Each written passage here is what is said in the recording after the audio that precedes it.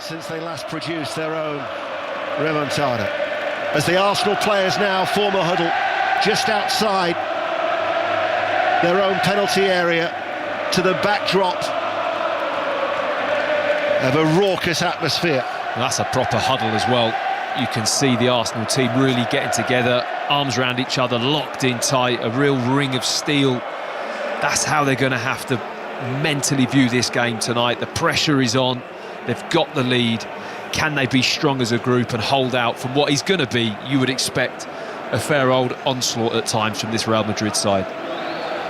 Well, Francois Letexier is the referee, and he's called the players now to the edge of the centre circle as Real Madrid will be remembering Leo Ben Hacker, their former coach.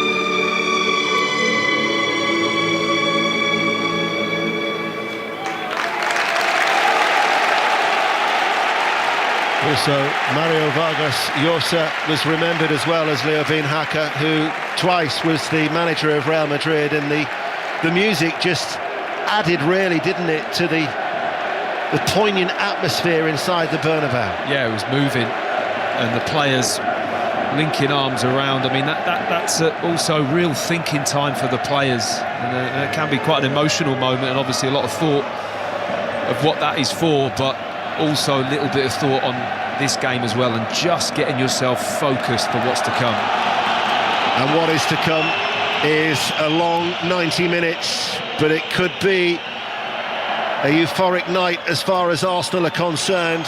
703 days since they last lost by a 3-goal margin. The semi-finals are in sight, but that record will face its most sternest test against the European champions. So Real Madrid are playing in all white from left to right as we look, as Rudiger passes the ball out towards Alaba, and as you'd expect, the Real Madrid supporters are trying to play their part as well.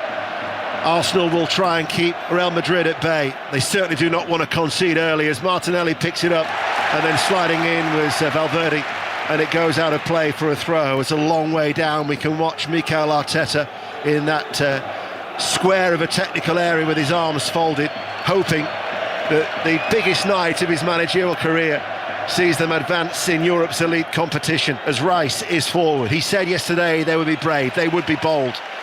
Let's see if that materialises. I mean, every little tackle that goes in, if it's a foul, I mean, the noise around this place, almost like they want the player to be sent off for a foul, you know, it's that everything's going to be heightened, the senses are heightened, the crowd are on everything. From the throw on the left, Partey unable to keep that ball in play. It goes out for a goal kick, and Courtois will want to take it. The thing is, we have seen, and I've been here before, where they don't have to score early. They've got the ability, they've got the quality of Real Madrid.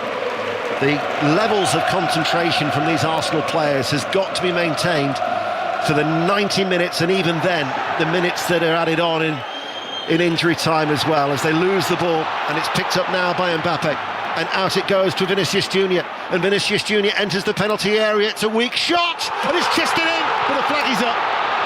Mbappe looked like he was in an offside position inside the 6-yard area. The flag was raised very, very early. I think Mbappe knows he was offside, but listen to the response from the Real Madrid supporters. Well, it's just so hard to see how Vinicius gets his foot around the ball to cross it, but Mbappe, I don't think he expects him to get the ball in, does he? And in doing that, he actually doesn't get himself back on side, so it's just stationary, a good probably 2 metres offside. It's a very clear decision. Offside, it remains 0-0. Penalty at St James's Park, Rob Law. Eberechi Eze to make it 1-1 after a controversial VAR decision. Nick Pope judged to have caught Chris Richards as he came out to punch the ball clear. Referee Darren England was sent to the screen. Eze is stood over it. The referee Darren England keeping a close eye on the pushing and shoving on the edge of the area, but it is Eze against Nick Pope to try and level it at St James's Park in front of the Gallowgate end. The referee's whistle, he still waits. It's Eze against Pope, right-footed, the stutter run up, he holds and he rolls it straight into the arms of Nick Pope. It remains Newcastle 1, Crystal Palace 0. Newcastle United on course to go third in the Premier League. Mbappe out to Vinicius Junior, 0-0 in the early stages, but Vinicius Junior is attacking and enters the penalty area. It goes behind Mbappe, and Lewis Skelly was tucked in and is able to clear the ball away inside the penalty area. That was a poor challenge by Alaba, and a yellow card straight away. He caught Saka late, and Saka was upended and lies on the floor over on that far side. Well, that could be a red. Could have been a different colour. Misses the ball, launches in. The only thing that saves Alaba there is his feet are low. He does completely upend Saka, but he's low in the tackle. If his foot's a bit higher and he takes him higher, middle of the shin, I think that's off the pitch. But he has to be careful. I mean, it's a crazy decision. It's almost caught up in the hype a little bit. It's a couple of tackles early on. I think Declan Rice roughed up Jude Bellingham a little bit. The referee waved play on. It got the atmosphere going, and Alaba just slides in, and now he's on a yellow card so early in this game up against Saka. And Saka is back to his feet as Arsenal switch it with a diagonal ball from that free kick. Martinelli, this near side. This is Merino, Spanish international, running forward and then dispossessed. And then Rodrigo plays it down the line, but the interception before it can reach Bellingham from Declan Rice. The two England internationals going head-to-head yet again, and then Rice back with Lewis Skelly, and Arsenal now seeing the ball, and that will just give them an opportunity to settle in. 0-0 on the night, they lead 3-0 on aggregate. You're listening to BBC Radio 5 Live and also on the BBC Sounds app. 5 Live final score is available too on the website, the iPlayer and the red button, as Lewis Skelly is now fouled. Do you see his move there? It was unbelievable, Lewis Skelly. The confidence this young man has with the ball. Jude Bellingham's up against him. He's gone inside the pitch, he's received it, he's dummied it, spun out the other way, gone past Bellingham and then got fouled. I mean, such confidence from a young player in this stadium at this moment. Martinelli, his cross. Vinicius Junior stopped in his tracks. Arsenal win it back. The ball is flipped out towards Saka, right hand side of the area. He shoots! Oh, and that flashes across the face of goal and out for a goal kick. It remains 0-0. Another goal at Newcastle, Rob Law. 38 minutes in, Newcastle have doubled their lead through Harvey Barnes yet again. Now 4 goals in his last 2. Took a deflection on its way, but Newcastle 2, Crystal Palace 0. Not a bad effort, was it, from Saka? Brilliant effort. Right foot, strikes it cleanly. What a start to this game. Well, it was certainly high quality last week. And once again, as Mbappe with a cross into the penalty area, Martinelli running back, hooks it away for Arsenal. And the flick header then, Merino, he was caught this occasion by Rudiger a little bit late. That was an awkward fall for Merino. Referee though, let's play continue. Merino is back to his feet. Real Madrid are attacking. Vasquez on this near side, the right. Valverde playing in the midfield. Along the ground it goes, and then passed out wide by Tchouaméni. Alaba swings over the cross, arcs its way from Raya, reaches Rodrigo, right hand side, enters the penalty area by the byline, fires it over, headed out by Saliba. Real Madrid seeing a lot of the ball, Arsenal defending deep. The Real Madrid supporters urge on the champions, the ball in towards the feet of Bellingham. But there was Declan Rice to break it up, and now all of a sudden Martinelli can scamper forward and he's over the halfway line. Martinelli reaches now, level the penalty area on the left, rolls it in field. He was caught late too. Referees played the advantage. Partey to Ødegaard. Saka, right corner of the area. Martinelli's back to his feet. Saka comes inside onto his left foot, looks for a shooting opportunity, shoots! Courtois makes the save. Low down towards his right. And Saka once again goes close. Classic Bukayo Saka. This one coming inside. Alaba can't match him at all. Goes to ground far too early. He steps again. He has a good yard and a half of space to get his left foot around the ball, wraps it straight into that far post corner, but Courtois knows where it's going. He just anticipates it well, gets down to his right and parries it wide. But that matchup we spoke about before with Saka and Alaba, I think Alaba's really got his work cut out this evening. Yeah, and also, of course, he's got the worry of that early yellow card as well, which certainly would not have helped matters. Arsenal have been given a corner kick. They're playing in all black from right to left as we look. A set piece to test this Real Madrid defence. And that's what it will be. This will be a test. I've just looked at the slow motion of Saka's right foot shot there on the screen, Dano. That was only about a yard wide. That was a great effort with his right foot. But look at the Arsenal players here. All the black shirts bunched at the back. Real Madrid completely zonal. Rice to take it on this near side, the left, and Courtois caught it. He took one step, one of his feet actually went behind the goal line, but it was a short handling by the former Chelsea goalkeeper, who rolls the ball out, and then it's passed by Bellingham out wide to that far side. And an opportunity now with Tchouaméni in the centre of midfield for Real Madrid. Here is Valverde, that block of white, everybody wearing white behind the goal towards our left, and now jumping up and down in unison. The flags, the white and the purple flags, are flying as well in that bottom tier of this impressive arena that holds 80,000 supporters. Vinicius Junior bursts forward, enters the penalty area, can't get past that wall of black, but still they attack. Bellingham, again interception from Rice, stepping out of defence with the ball. Rice has done ever so well, holds on to it. He's got Saka going forward on that right-hand side. Ødegaard, Merino and also Martinelli are up with the attack. Saka once again runs at Alaba. He's got to be so careful. Has some support. Rice finds Ødegaard, touches the ball towards Saka, and some desperate defending. And in the end, it was Tchouaméni who on the ground just managed to wrap his leg around it to prevent it reaching from Saka. Saka's causing problems. Oh, big problems. Huge problems for Alaba. His head is just spinning at the moment. Doesn't know which way to turn. Lovely play, wasn't it? I mean, how good was Declan Rice? What's the referee doing here? He's running over for a look. This is a VAR check. He's been told to go to the monitor. So all of a sudden, Francois Letexier... Could be a penalty to Arsenal here. He's seeing if there's a foul. It was Saliba on that corner. I think it's Asensio on Saliba. Has his arm around him and it kind of has hold of his shirt. Enough for the VAR to send the referee. I mean, this could well go in Arsenal's favour. So there is a VAR check for a potential penalty. Francois Letexier, the referee's had a look at the monitor and he's given the penalty. Arsenal have been awarded a penalty. Wow. And it is going to be a yellow card as well to Asensio. Well, that's quite incredible. I mean, that is serious bravery at this stage of the game, in this stadium, by the referee, but he's called to the screen by the VAR. And when you look at the slow motion back, he does have a hold. It was Merino, wasn't Merino, yeah, it's Merino who he's got. And he gets the wrong side of Asensio, and he keeps his right arm connected with his shirt. It's really clumsy, and then he trips him from behind. And I suppose if you just step back and isolate that as a one-off movement in the penalty area, it is a foul. So he's fouling him, he's stopping him from going and competing with the ball. And that is what VAR have looked at and said, that's enough. That's a clear and obvious error that the referee hasn't seen that on field. Go and take a look on the screen, and he's just awarded the penalty.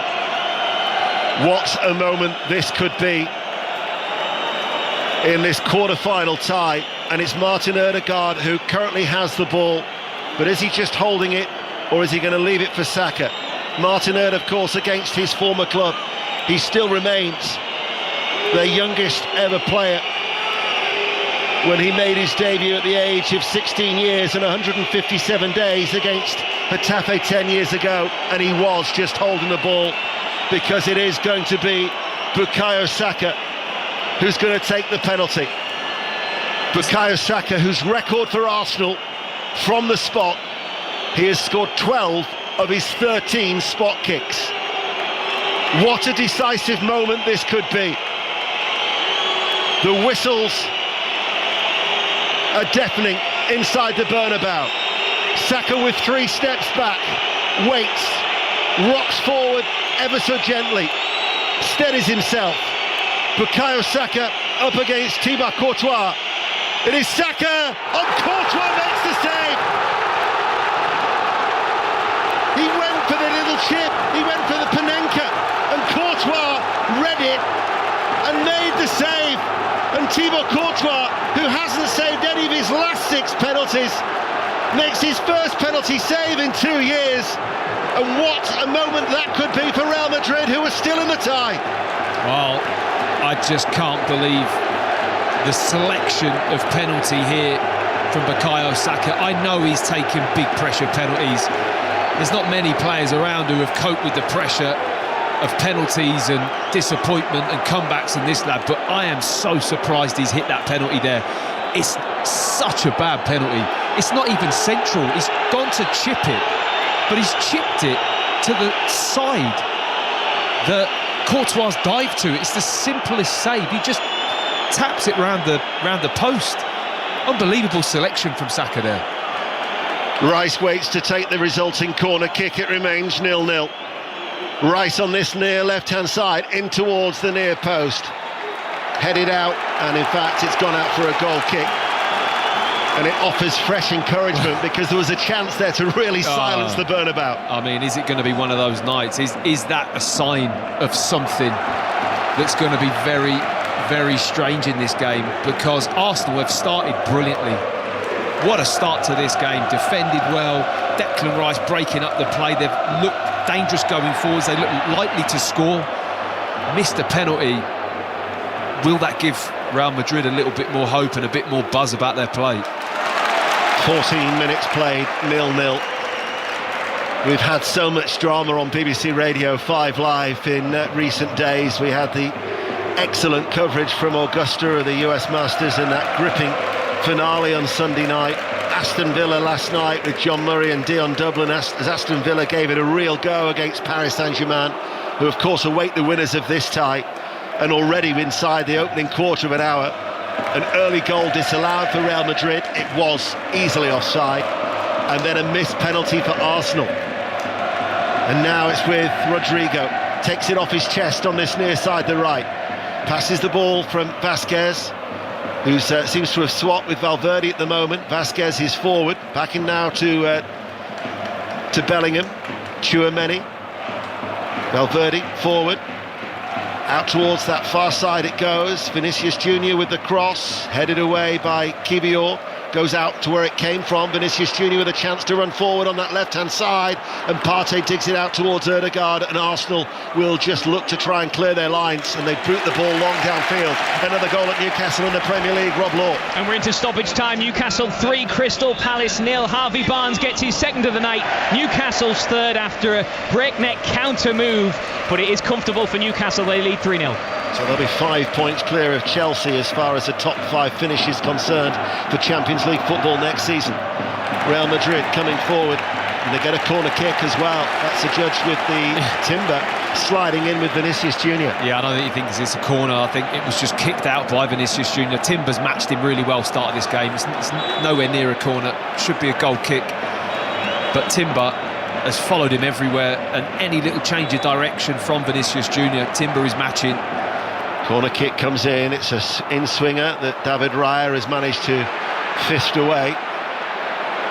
And from distance, the ball is fired back in by Vasquez, comes back to Vasquez, the shot again charged down on this occasion by Thomas Partey, who was magnificent in that first leg in North London last week. They try and maintain the pressure. Valverde with a cross, it was a teasing one in. Headed out by Kivior, only as far as that left-hand side, 6 yards up from the byline, played short towards Vinicius Junior with a cutback, headed out by Merino. Real Madrid go down, no foul from Declan Rice on Vasquez outside the area, and the French referee stands firm. However, they take the quick throw on this left-hand side. I'd say the referee is holding his nerve with these decisions. He's not getting lured into these little challenges, letting Real Madrid build momentum through winning fouls. He's made a couple of calls already that I think have been the right call, but the pressure on him to give a foul at that moment must be intense down on the grass. I remember coming here 3 years ago it was with Chelsea, and Chelsea looked like they were going to go through, but Real Madrid scored 2 late goals, well, one to take it to extra time, then another one in extra time, to eventually knock out Chelsea, as David Raya is being told to hurry up. And that's the thing, is that Arsenal have got to keep at it throughout the game. I mean, they want to play short, Arsenal, but Real Madrid have just pushed man to man all the way in. There's no option to really play out, so Raya has to kick it long. I think twice now the referee has given David Raya the hurry up with the goal kick.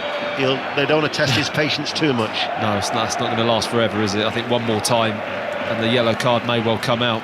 But Arsenal have settled in well.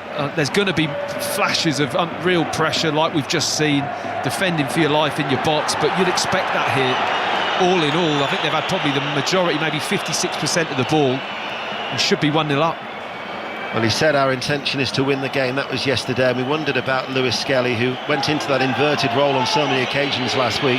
And again, he was making a diagonal run infield, and he was pulled back by Rodrigo. A free kick is given to Arsenal.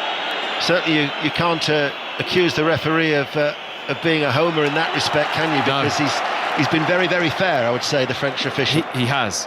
But Lewis Skelly, I mean, this is a lad that looks like he's played at this level for 10 years. The decisions he's making, the confidence with the ball, the belief that how he backs himself to go past players, Real Madrid players in the Bernabeu. That's something special, that, Deno, at his stage of his career. I mean, he's got such good mentality. Arsenal have given away a free kick that is taken quickly. Asensio. Two of that back four then are on yellow cards already. We've been playing now for 19 minutes here on BBC Radio 5 Live. And here is one of them, Asensio. Just rolls the ball forward and then hits it right-footed downfield, looking for Mbappe. Beat in the air by Saliba, picked up by Bellingham, who runs with the ball out towards that far side, the left, and Bellingham now drives and sends over a wicked ball along the ground, 6 yards out from goal. Rodrigo tried to meet it, diving forwards, as the Real Madrid players, Vasquez tries to whip up the crowd. That was, almost shades of Gaza in Euro 96. Yeah, but it's good organisation from Arsenal. It always gets the crowd. It gets a good woo when the ball goes all the way across the 6-yard box and runs out the other side. It's seen as a big chance, but when you look at the position of the Arsenal players, the back four, they're in their role. They're locked into their men in the box. Nobody gets a touch on the ball. It's really solid defending. Ball lifted forward. Thought Mbappe might have been offside, but the flag stays down. Mbappe then just runs into Saliba, who uses his strength and superbly shields the ball out for a goal kick. Carlo Ancelotti, I was listening to his press conference yesterday, and he said that Real Madrid had to play with the cabeza, the head, mente, the mind. He talks about the corazón, the heart, and I won't translate for when he said cojones. But I was waiting for that one. But they were the attributes that he said that his team had to show here tonight to overturn this 3-goal deficit. Rudiger steps forward, ball runs loose into the midfield. Partey does just enough to nick it away from Vinicius Junior on that far side. Ødegaard is quickly closed down and dispossessed. Vinicius Junior runs forward now, left-hand side, 0-0. Vinicius Junior runs into traffic, goes to ground. The referee says no penalty. Another goal at Newcastle, Rob Law. Newcastle 4, Crystal Palace 0, and it's also easy for Newcastle. A free kick routine. Jacob Murphy cross into the area, and Fabian Schär was there to head home from close range. Newcastle 4, Palace 0. That's some scoreline from the northeast. The scoreline here is 0-0. Matt Upson. Well, that piece of play from Thomas Partey there was brilliant. With Timber in a bit of trouble, the space was there for Vinicius Junior, and Partey identifies that little hole where he wants to come inside onto his right foot, and he just steps into that space. Bit of a penalty shout. It wasn't a penalty, but to just fill that hole and not allow him that momentum, it's something really small, but it's so vital that Partey does that this evening. He's reading of that game in that situation so good. An Arsenal player has just taken a tumble inside his own penalty area as Alaba waits to take a free kick, so the referee is calling Rudiger towards him. Half-time, incidentally, at St James's. Newcastle United 4, Crystal Palace 0. Inter 0, Bayern Munich 0 in the other Champions League quarter-final. The winners, of course, will meet Barcelona. Barcelona will be at home for the first leg. Chris Coles will keep us up to date if there is to be a goal. Now all of a sudden Asensio has gone down inside the penalty area, so there is a little bit of needle waiting for this free kick to come in. We've had two players now both take a tumble. Alaba waits, 30 yards out from goal, hits it low, left-footed. Rodrigo tried to sweep it first time, meeting it on the left-footed volley, didn't connect, struck his standing leg, comes back out. Vasquez plays the ball in, and the header from Asensio, and the referee's given a penalty to Real Madrid. And a yellow card has been shown to Declan Rice. Declan Rice pleads his innocence, and not only is that a penalty, but Declan Rice will be suspended for the first leg of the semi-final should Arsenal go through. Wow. I mean, Declan Rice, he's incensed here. He is appealing so strongly with the referee. He feels there's been a dive from Mbappe, and I think he's probably right. I mean, he's got his arm around the inside of him, but Mbappe's then thrown himself to the floor. That's embarrassing. It's honestly, Declan Rice has stood there. Yes, he has his arms inside the arms and the waist, like you'd expect in a normal football kind of grapple movement in the box. There's a bit of time going on here. I assume that VAR are having a really good look at this, because I think the referee's very quick here to blow for a penalty. Mbappe falls to the floor.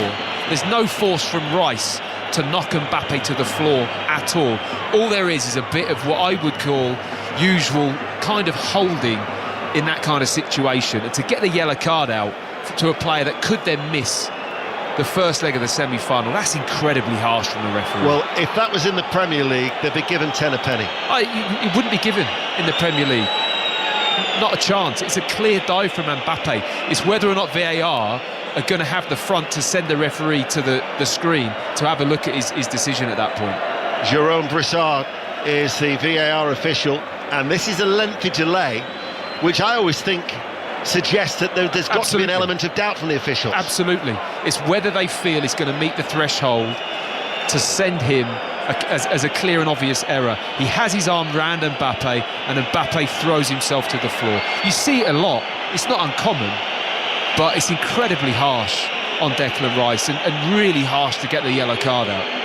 Well, the referee at the moment has just told some of the players to walk away because they've been surrounding him. So still they look. I mean, there's not that much to see, Ian, is there? No. Really? He's got his hands under his armpit, but for me, yeah, Mbappe throws himself to the floor rather than Rice throwing him to the floor. Absolutely. He ends up on the floor through his own decision, Mbappe. But they're taking so long in something that's a very straightforward clip to watch. So they're either in a disagreement about whether it should go to the screen. But for me, they should send him to have a look. Well, still they wait, still they check, and still. That's crazy. Francois Le Texier waits for the instruction from his colleague. I mean, what happened to clear and obvious? If it's clear and obvious, award the penalty. If not, tell him to come to the screen. Did Mbappe go to hit the floor because Declan Rice threw him to the floor, or was his arms just around his waist and then Mbappe fell to the floor? And you can judge that from watching that once or twice on a slow-mo. They must have watched this 25 times now. Yeah. Meanwhile, David Alaba is trying to whip up the crowd as still everybody inside this stadium is on tenterhooks. Unless there's something else they're checking in that passage of play, but I can't see anything else. It must just be that one situation. Well, the possibility was there an offside in the build-up? Maybe. There might be a little something there. It's the only thing I can think of as to why it's gone this long. He's going to the screen. Well, again, this will suggest that Jérôme Brissard has told Francois Le Texier, you've got it wrong. And as the French referee, for the second time tonight, makes his way in front of the tunnel area to look at the giant screen, Mikel Arteta actually applauds him. Because for me, Mbappe is looking for that. Absolutely, 100%. It's 100% an attacking player buying a penalty as opposed to a defending player giving a penalty away.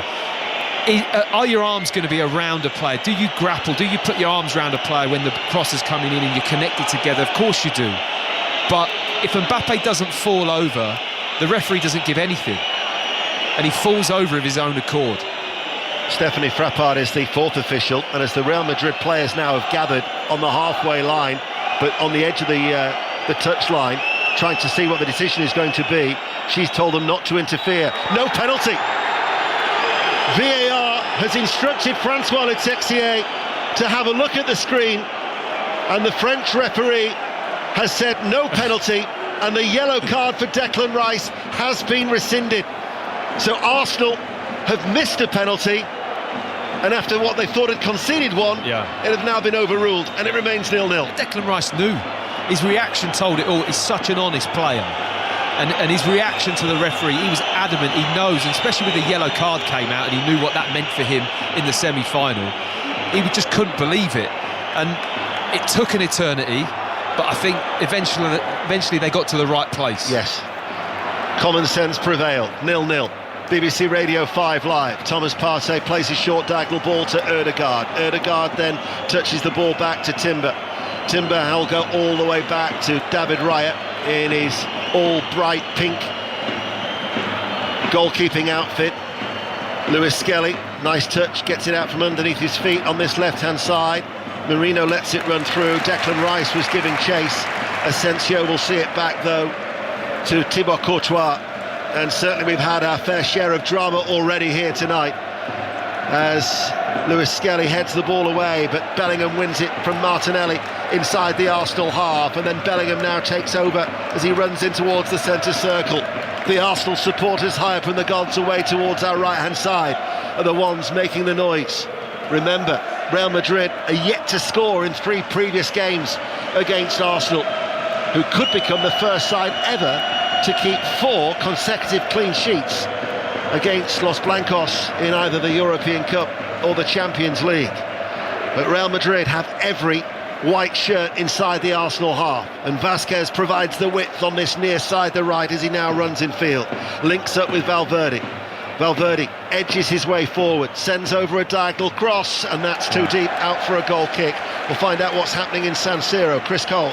Not as much drama as with you, Ian. Inter nil, Bayern Munich nil. Similar pattern to the first leg. Bayern with all of the ball, creating some decent chances. Muller and Elise with the best, but they can't break through this resilient Inter defence. Inter nil, Bayern nil. Inter still 2-1 up on aggregate. Remember, tomorrow our European coverage continues. It's the Europa League quarter-finals from 7. Manchester United against Lyon, 2-2 from the first leg. We'll have news of Tottenham Hotspur, Rangers and Chelsea as well. And then on Good Friday we're going around the grounds from 2:30 on a busy afternoon of Football League coverage. Matt Upson. Don't Inter just love to defend? Yeah. I'll tell you what, they're a threat for this competition just because of how much they love to defend, certainly at home. Mbappe shoots from distance, and it was off target. That had David Raya just going onto his toes. You might remember last week he tested Raya in the very early stages, didn't he, from long range. This time it was right-footed. It was always swerving away from goal. Yeah, he's looking, his technique's interesting. He really points his toe, Mbappe, which tells you he wants to hit that flat ball to get all the movement and just throw the goalkeeper out, but he just cuts across it, and like you said, Ian, it just slides away to the side. The voice of Matt Upson, the former Arsenal and England international, who's with us. 14 minutes to go to half-time. We're live inside the Bernabeu here on 5 Live. 0-0. Martinelli's forward ball. Rice runs away from Tchouaméni. Here is Ødegaard, quickly out towards the right corner of the area. Saka enters the box, cuts into his left foot, passes the ball to Ødegaard. Ødegaard tries to chip it back towards Saka. Just couldn't get the direction right, and it was scooped up by Courtois. Yeah, I don't think Ødegaard's quite in that mode of shooting himself enough at the moment. He hasn't been in that rhythm of scoring lately for Arsenal. Not as much as what he was. I thought he had a bit of time there to maybe just manufacture at half a yard and get a shot off himself. He's got a brilliant left foot, but opted to try and find the pass to slide Saka every time. I think I'd like to see him shoot a little bit more from that kind of range. I think the last 2 seasons he's scored 26 goals. He's only scored 5 so far in this campaign. Here is Rodrigo, cutting in off the right touchline, plays a short ball. Bellingham, though, was tackled and dispossessed. Here is Ødegaard, who now runs away from Bellingham. He's only got Saka up with him. He passes the ball towards Saka, who steps into the challenge, and Alaba fouled him from behind. Alaba, of course, who was booked very, very early on, and it'll be a free kick to Arsenal inside the centre circle of their own half as it remains goalless here in Spain. Very clever from Saka. The ball gets passed square across the pitch, and he knows he's not really favourite to get it, but he sees Alaba creep and he wants to win it. Alaba wants to step in front. He's been too tight to Saka for me, Alaba. I think he's a little bit rattled in this game, and he's getting too tight. He's making a couple of little mistakes, and he just bounces straight into the back of him as Saka steps across his path to draw the foul. And it's another little kind of note in the book for the referee, isn't it? He's on that yellow. He's just had another foul where he's smashed into the floor. He's on thin ice at the moment. He's got to be really careful. Here is Marino. He was caught after the ball had left him by Rudiger. The referee has spotted that. I think he was willing to try and let the game flow, but instead has brought it back. And he'll have just a word with the former Chelsea defender. Free kick to Arsenal, almost midway through the Real Madrid half. It was interesting as well when they took the free kick, the game management of Arsenal, they were in no hurry to take it. They're prepared to slow the game down. No, well, they've reached a really good point of over half an hour now in a game that's been pretty intense, high tempo, a lot going on. They've had some waves of attacks to deal with, but this is a great position to find themselves in. Half an hour gone, still 0-0. Can they squeak it to half-time with the same scoreline? Would be a brilliant position for Mikel Arteta's team. 11 minutes till that moment, although with the VAR checks, I would think that there will be at least 3 minutes of added on time. Ødegaard is taking his time with a free kick, wraps his left foot around it, drops inside the penalty area in Timber on the half volley, hits it on the rise, right-footed, but it goes off target, goal kick, and already the goal kick has been taken by Real Madrid, 0-0. Yeah, snapshot from Timber, just fell at his feet as he swivels, just swipes at it on the half volley, leaning back, always rising over the crossbar. Asensio runs with the ball inside his own penalty area, comes to a standstill, passes the ball out to his left for Rudiger, trots forward, goes further left for Alaba, pushes the ball towards Vinicius Junior. Timber there tight behind him, and Arsenal now as a result win the ball back, and here is Timber, and now Ødegaard running forward. They certainly haven't sat back, they have been bold, as Mikel Arteta predicted that they would be. As now Saka just tries to roll away from Alaba. In fact, the decision goes against Bukayo Saka, and Real Madrid will take that free kick back towards Rudiger. There is Marino pressing inside that Real Madrid penalty area. Then he retreats as Courtois takes a couple of steps forward. Asensio on the edge of his own penalty area. Some of the Arsenal substitutes are warming up a long way down below us as we sit here from our lofty position inside this fabulous stadium. And after all, the renovation work has increased the capacity to 80,000. There's talk that it might be further increased to 85 as they go long to Real Madrid. And that ball will go out of play, marshalled safely by David Raya, who has kept 6 clean sheets in his 10 Champions League appearances. And he again is in no hurry to take it, but you can hear the frustration from the...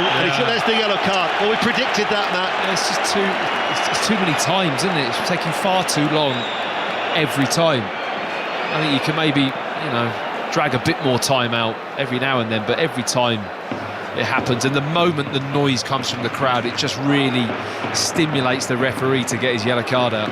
Saka's ball inside. Marino looks for the return ball to Saka, who gets in behind Alaba on that right-hand side. Now towards Ødegaard, coming across was Asensio. He had to cover in behind Alaba, and it goes behind for an Arsenal corner kick on the Arsenal right, 0-0. Yeah, he turns to whip that crowd of white behind the goal up, Asensio, when he wins that tackle to put the ball out for the corner. But this is a dangerous situation for Real Madrid. It's the first corner from this side. It's an in-swinger from Bukayo Saka's left foot, and Arsenal need to use this to their advantage. I mean, the Real Madrid setup, there's no Arsenal player in front of the goal at all. All the movement comes into that space, and can the delivery be right, and can the players attack it well enough? Saka with a corner for Arsenal, far side the right, in it goes, flicked on at the near post. Courtois gathers it in at the second attempt, but the referee had already blown his whistle, and it will be a free kick to the home side, who recently, Valencia, ended Real Madrid's 14-match unbeaten run at home since they last tasted defeat against Milan back in November in the league phase of this Champions League. Here we are now at the quarter-final stage, and Arsenal still have that 3-goal lead intact from last week's first leg, as we have 7.5 minutes to go to the break. Rudiger, left of the centre circle, out towards Alaba, and every passing minute hopes fade of the much talked about remontada. Valverde heads it forward, stopped by Rice, having an excellent game in the midfield for Arsenal. Martinelli now with a chance to run forward. Coming across is Tchouaméni, gets his foot into the challenge, but the ball has gone out of play, and it'll be an Arsenal throw in front of the watching Carlo Ancelotti. He's got to play that ball-carrying role that Theo Walcott was talking about before the game tonight. Martinelli, when he gets that space, can he knock the ball into it and get Arsenal up the pitch, win a throw-in, win a foul? He's just won the throw-in, but all these little bits are really important for every player to just contribute to seeing this game through. Theo and Neda Manua on the part of the Champions League Match of the Day coverage tonight. BBC One 10:40 for the highlights a little later on, as Lewis Skelly waits to take a throw for Arsenal. Carlo Ancelotti even raises his hands aloft in frustration at the amount of time it's taking, and eventually goes down the line, and it's hooked away by Vasquez,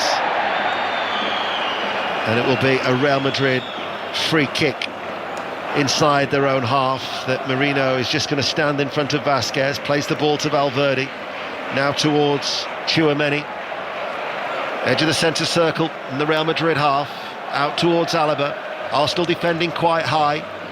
They have an excellent defensive record in this competition this season. And Vasquez forward, Martinelli just nicking him, and it'll give away a free kick midway through the Arsenal half, 6 yards in from the right touchline, and an opportunity for Rudiger and Asensio to come forward from the back. Yeah, he's a bit lucky there, Vasquez. He has a heavy touch and then has to scramble to keep the ball under control, and Martinelli just leaves a trailing leg dangling in there and just clips across his heel. He doesn't make a lot of contact, but Real Madrid player goes down, and it's a free kick in a wide area. Rodrigo to take the free kick, arcs its way in towards the penalty area, goes out towards Vinicius Junior on the left-hand side, plays the ball in, headed away by Saliba. Ball played back towards Alaba, side onto goal, out to Vinicius Junior. Vinicius Junior looks to deliver the cross, plays it, takes it, no, it didn't beat the first man. Timber with a block, corner kick for Real Madrid, still 0-0. Yeah, excellent again from Timber. He's been very bright, he's had a lot to do, but his positioning, his adjusting, getting blocks, matching the runs, has been superb. Oh, there's been a bit of a tumble in the goal mouth. Timber has actually ended up in the back of the net. He's being helped up eventually by Antonio Rudiger. The referee has had a word with Timber and Rudiger as well. Rudiger was the one who actually wrestled Timber into the goal. Now, the minute Timber has got his back to where the ball's going to come from, he's facing Rudiger eye to eye. I don't like to see that. In it comes now, that in-swinging corner kick. Raya manages to get a right fist to it and clears it out of go for a throw. It'll go on this near side. Valverde wants to take it quickly. You can't turn your back on the ball when you're defending a set piece and just look at the player. I mean, if you then try and engage or bump or physically stop that player from competing, that's just a penalty straight away. You can't compete for the ball, not even with your back to it. With the exception of that penalty scare with a VAR and the early goal from disallowed, that Mbappe had disallowed, which was the right decision, Arsenal have protected David Raya extremely well in this first half, and we've got just over 3 minutes remaining to the break. Vasquez with a diagonal ball in, and then outstretched from Rudiger, came off an Arsenal head to take it away from the German international, who threw himself at it. It was off the head of Saliba, and it goes behind for a corner kick. However, they are maintaining a degree of pressure on Arsenal at the end of this first half. In comes the corner, it's an awkward one. Bellingham keeps it alive, plays the ball back out towards Rodrigo. Option now for Mbappe, plays it into the penalty area. Arsenal get it away to Ødegaard, lack the support, and Real Madrid with a turnover have got it back. Well, the reaction was brilliant, wasn't it? The white shirts, how they reacted to losing that ball and just to win it straight back again. Here is Mbappe, 25 yards out from goal, thought about the shot, decides against it. Ødegaard stands in front of him and then curls the ball low out towards Vasquez, just in from the touchline on the right-hand side, back towards Valverde. Now here is Bellingham. Bellingham right-footed, chips the ball in towards the penalty box. Loose ball comes out towards Vinicius Junior. Goes the long way around on that left-hand side, and they get another corner kick. Arsenal defending stoutly. I mean, how many of these have we seen already in this first half? Real Madrid winning the corner off Timber, who's having to get out there, block, stop crosses coming into the box. But the last couple of corners have actually been dangerous from Real Madrid, and Arsenal got a little bit lucky. Rodrigo with a corner again, headed out this time by Mikel Merino inside that 6-yard area. Real Madrid playing from left to right as we look. We've got about 90 seconds remaining of normal time in this first half, and it's still 0-0 here on BBC Radio 5 Live as Vinicius Junior picks up the ball and delivers the cross. Rudiger has stayed forward. Lewis Skelly's one to get the ball away. Bukayo Saka, if he could just flick the ball on, he might have had an opportunity to touch it into the path of Martinelli. Instead he was fouled, and that will be a free kick to Arsenal outside the centre circle of their own half. Well, it's really important free kick for Arsenal, just close to the halfway line. Saka does well, he gets across, he jumps early, so Vasquez has to bump in mid-air, which gives the foul away, and it was needed, to be honest. I mean, there was probably a good 4 or 5 minutes of just constant pressure, Arsenal defending the box, a couple of fortunate ricochets from crosses in that have just landed at the right place, not at the Real Madrid feet, but into space or with Arsenal that could have gone anywhere, and they just need to kind of get a bit of a breather and settle themselves down into half-time. There's a lot of holding going on, incidentally, for when those corners have been coming in, but this will alleviate some of the pressure. From the free kick, the ball is chipped long towards Martinelli on this near side, the left. Martinelli passes the ball, it goes behind Declan Rice, just couldn't take it into his grasp. Tchouameni with the clearance, but there was Kivior to step forward. Partey now with a forward diagonal ball. Ødegaard to the edge of the area, and he was stopped by Alaba, who actually has jarred his right knee. Ball is picked up by Vinicius Junior on that far side, still inside the Real Madrid half. Ødegaard though recovers and makes the challenge. Now Vinicius Junior scampers and accelerates, and then he was fouled by Timber. Referee has given a free kick. They've taken it quickly. We're going to find out how much stoppage time there will be. 7 minutes of stoppage time that we're into here on BBC Radio 5 Live as the ball is eventually cleared inside the Arsenal penalty area by Thomas Partey, and it goes out for a Real Madrid throw. Big 7 minutes now coming for Arsenal. It's got a feel about it, hasn't it, of a goal. It's just the pressure is building. Real Madrid taking things quickly, not allowing Arsenal any breathing space. Vinicius Junior with a shot. That was blocked. Back out it goes towards Tchouameni. Passes the ball with pace along the ground. Asensio joins the attack, and now towards Vasquez, just in from the touchline. Rodrigo takes over. He floats the ball into the penalty area. Saliba leaps to head the ball away.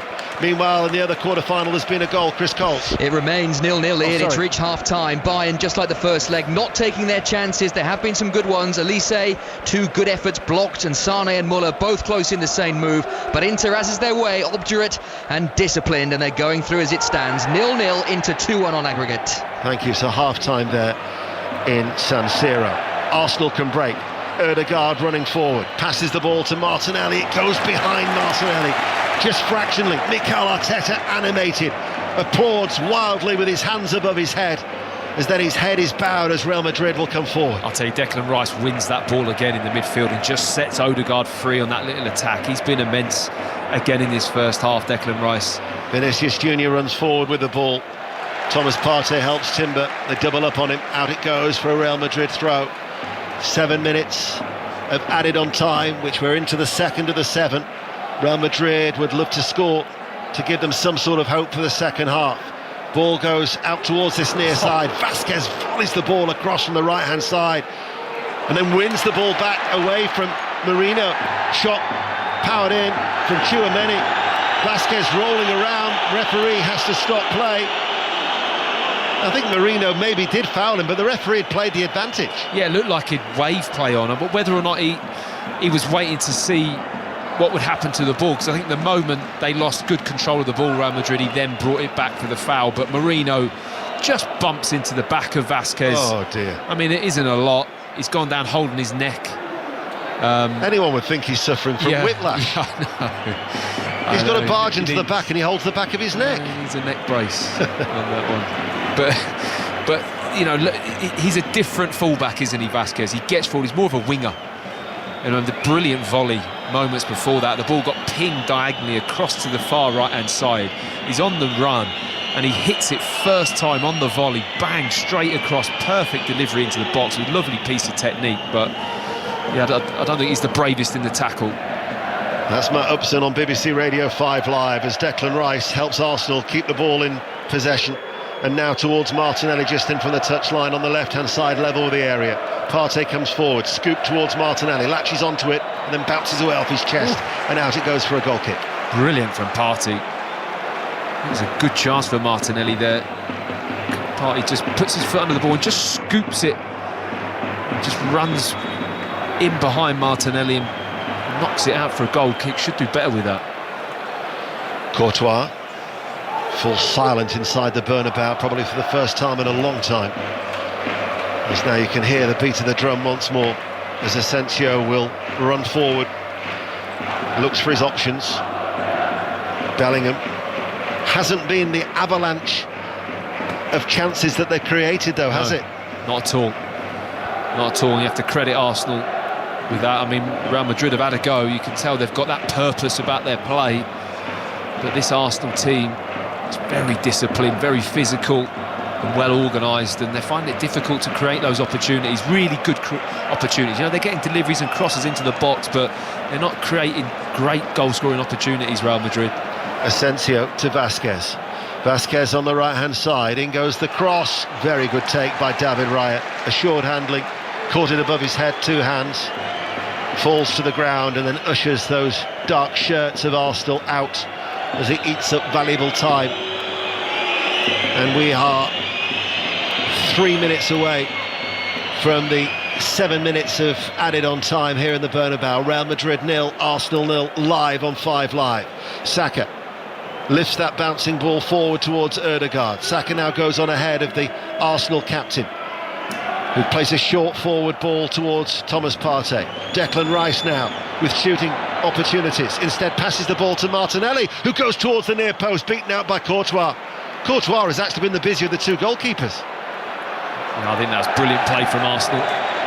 Really well worked. Good passing into Ødegaard, then into Rice. They find the space, and eventually you think that's going to happen because Real Madrid are throwing everything forward. So sooner or later, they're going to find a little hole or a little piece of space, and Arsenal need to capitalise on it. They don't do it in that occasion, but you're right, Courtois gets down early, gets down low, parries the ball away, and I think he probably has made more saves than David Raya. I mean, David Raya, they've been under pressure in that Arsenal box, but not with any real clear-cut opportunities. Hasn't been stretched yet, has he, the Arsenal goalkeeper? Let's check in at Newcastle Crystal Palace, Rob Law. And we've had another goal, 58 minutes on the clock. Newcastle 5, Crystal Palace 0. Newcastle win the ball high up the pitch, and Alexander Isak gets the goal to make it 30 for club and country this season. Newcastle 5, Crystal Palace 0.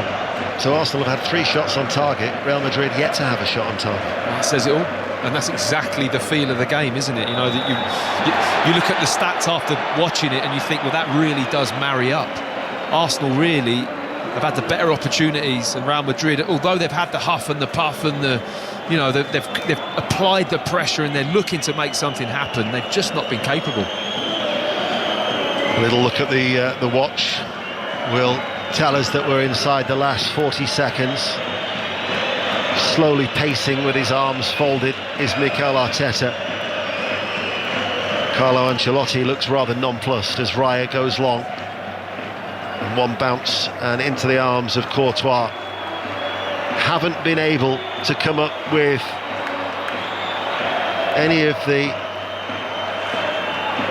solutions so far, have Real Madrid. You know, there was a question to Jude Bellingham yesterday saying, how can you talk about the comeback, the remontada, when you haven't been scoring 3 goals of late? You've only been scoring your 1s and 2s. But the last time that they scored 3 goals was Brest at the end of January. So the last 10 wins have not been by the scoreline required as the half-time whistle sounds. And there are a few whistles there from the Real Madrid supporters too. Arsenal will maybe reflect on that missed penalty from Bukayo Saka that could have already settled the tie. As it is, they have navigated their way safely, they've absorbed a lot of the pressure, but they've protected David Raya extremely well. And it's half-time. Real Madrid 0, Arsenal 0. Matt Upson. Business-like, I think, is a good way to describe that first half performance from Arsenal. Real business-like, team organisation, understanding of what's required, managing the game. They've done all those things really well. They've had a bit to deal with, but they've also created a bit themselves. I mean, should be 1-0 up. The penalty selection from Bukayo Saka, I still can't quite understand, but they're in a great position and they'll be really happy to be going in level at 0-0 in this game. Certainly had a fair share of talking points though, Steve. Half-time, it's goalless.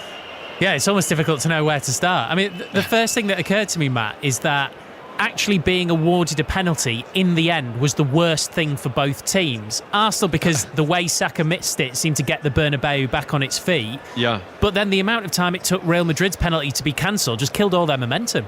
Yeah, it was a blow for them because the balls were fizzing into the box. Arsenal were having to deal with them. That's how the penalty came about. Declan Rice was in there, and it was a perfectly normal footballing kind of move. You know, your arms are around a player, you're jostling, you're trying to own the space that you're in, and Mbappe throws himself on the floor. But I think it did kill the momentum for Real Madrid. And it was an eternity, wasn't it? There wasn't that much to see. Was there? It was just, does this meet the threshold of intervention? Has the referee interpreted this incorrectly? I think the answer to that was yes, and get him to the screen so he can check it himself. And yeah, to take that long to arrive at that conclusion did seem a bit odd to me. You know, if there's one concern for Arsenal, and at the minute there aren't many, obviously if you're an Arsenal fan you're going to be behind the sofa till the full-time whistle, that's just how it works. Francois Letessier, the referee, has given more penalties in the Champions League this season than any other referee, and you can see, especially on those set pieces, he is going to give them for less than other referees, and they're not going to get cancelled all the time. It's not going to take much, is what I'm saying.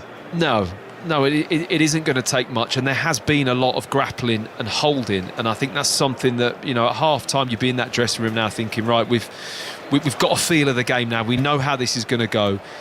Don't give them anything. You know, if they're going to get something in this game, it's got to be earned. We can't make a rash decision. We can't be sloppy with our positioning, so we have to end up holding somebody's shirt or putting an arm around somebody from the wrong position and looking like a penalty, and give them a little something to hang on to in this game. So far, it's been great from Arsenal in that respect because they've kept it in that position, but all it needs is one little thing just to build that momentum.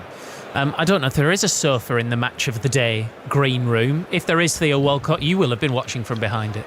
Yeah, I'm sat with my legs crossed quite happily right now going into it. You know, playing the dark arts Arsenal, keeping it slowing it down, frustration. I mean, it's going to plan, to be honest. I mean, the only issue, like you say there, is the problem is the referee, because the problem is he's created his own problem by giving the first penalty in the first place, to be honest, because it's set his level of what he's going to be given, not given. And this is the biggest thing with football. It frustrates me now, is the VAR. It really does. Look, it went our way, of course, for Arsenal. I get it, but for a neutral watching games and on their sofas, it's not enjoyable, is it? When you take that long to see Mbappe penalty, it was seconds, and I'm there sat there thinking it's not a penalty. It's so easy to see how quickly the decision should be made, and we're asking a quarter-final referee, by the way, I must say, to manage and referee a game at this level and take that long to make a decision. That's the problem for me. I see it. But look, as a football aspect right now, Mikel Arteta would be the same again. Simple as that. It's keep it tight like this, frustrate them, and it's going to plan. Matt?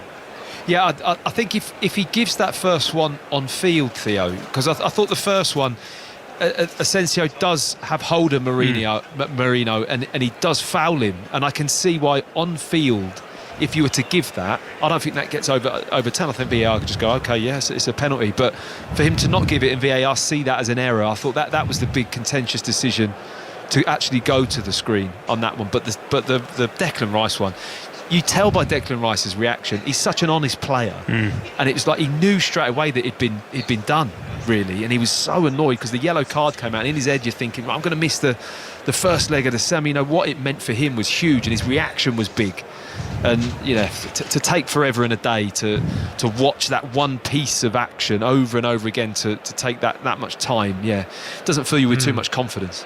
Theo, I almost don't know how much to ask about the Bukayo Saka penalty. If it wasn't 3-0 on aggregate, it's all we'd be talking about. It was an odd selection. The team have been trying to find whether he's ever done it before, and I think the answer is no, he hasn't. So it was an interesting time to do it.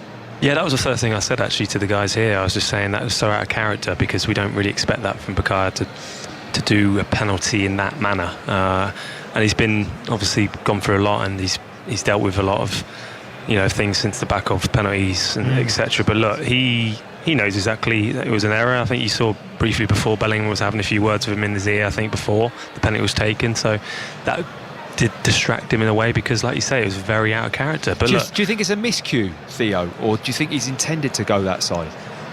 You don't expect weird, you don't, not really to decide, do you, if you're going to try that? Look, don't get me wrong, it'd be central, wouldn't you? Yeah, I mean, we've all tried it in training, haven't you? You do it with the keepers to wind them up, don't we? But look, it's one of those where in a Bernabeu, it really just surprised me. It really did. So it was very out of character. But look, it's still not phasing the way he's playing. He's obviously, that right-hand side at this moment in time is the danger part for Real Madrid. He's still not let that penalty affect his game. Bukayo Saka, he's still playing at a level we expect him to play, and that just shows the man he is.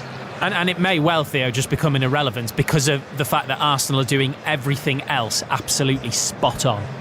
Yeah, no, exactly. It may not be on penalties for the next one or two, but look, they are doing everything spot on. What really I find interesting and really fascinating to see is Martin Odegaard. Yes, on the ball he's been a bit indifferent, but you see his work rate defensively. It starts with him, and when you've got your captain doing those yards, if things aren't going very well for him with the ball, and he's still willing to work hard and defend as a team, that shows for me that's where Arsenal at this moment in time is defend as a team, and we'll get through this, and we all stick together. You see Timber, you see the high fives, you see the slowing down when players are down. It's made for Arsenal, this game tonight. It really has. It's definitely turned out that way.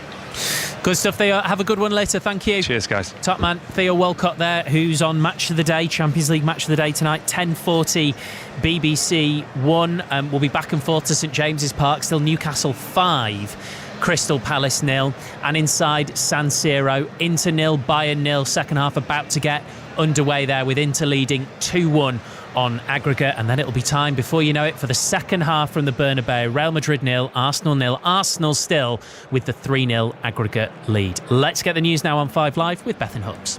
The voice of the UK. This is BBC Radio 5 Live. The UK Supreme Court has ruled the legal definition of a woman is based on biological sex. The landmark decision comes after a long-running legal battle between the Scottish Government and women's rights campaigners.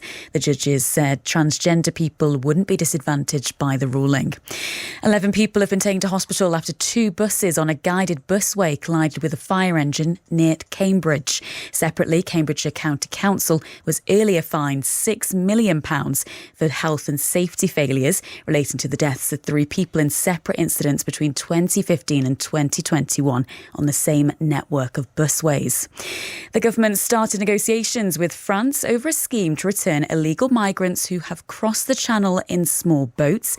In return, the British government would accept legal migrants seeking family reunion in the UK. And the Unite Union says talks to end the long-running bin dispute in Birmingham have ended without agreement. They say talks with the City Council will resume on Wednesday, although the union had offered to continue through the Easter weekend.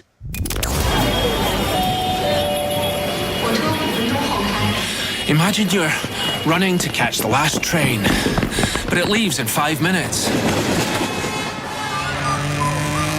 And you're lost, and you don't have a phone, and everyone only speaks Mandarin.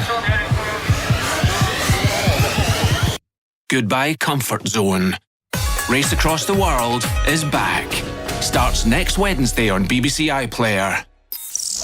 This is 5 Live Sport. The Champions League with Steve Crossman. Listen on BBC Sounds.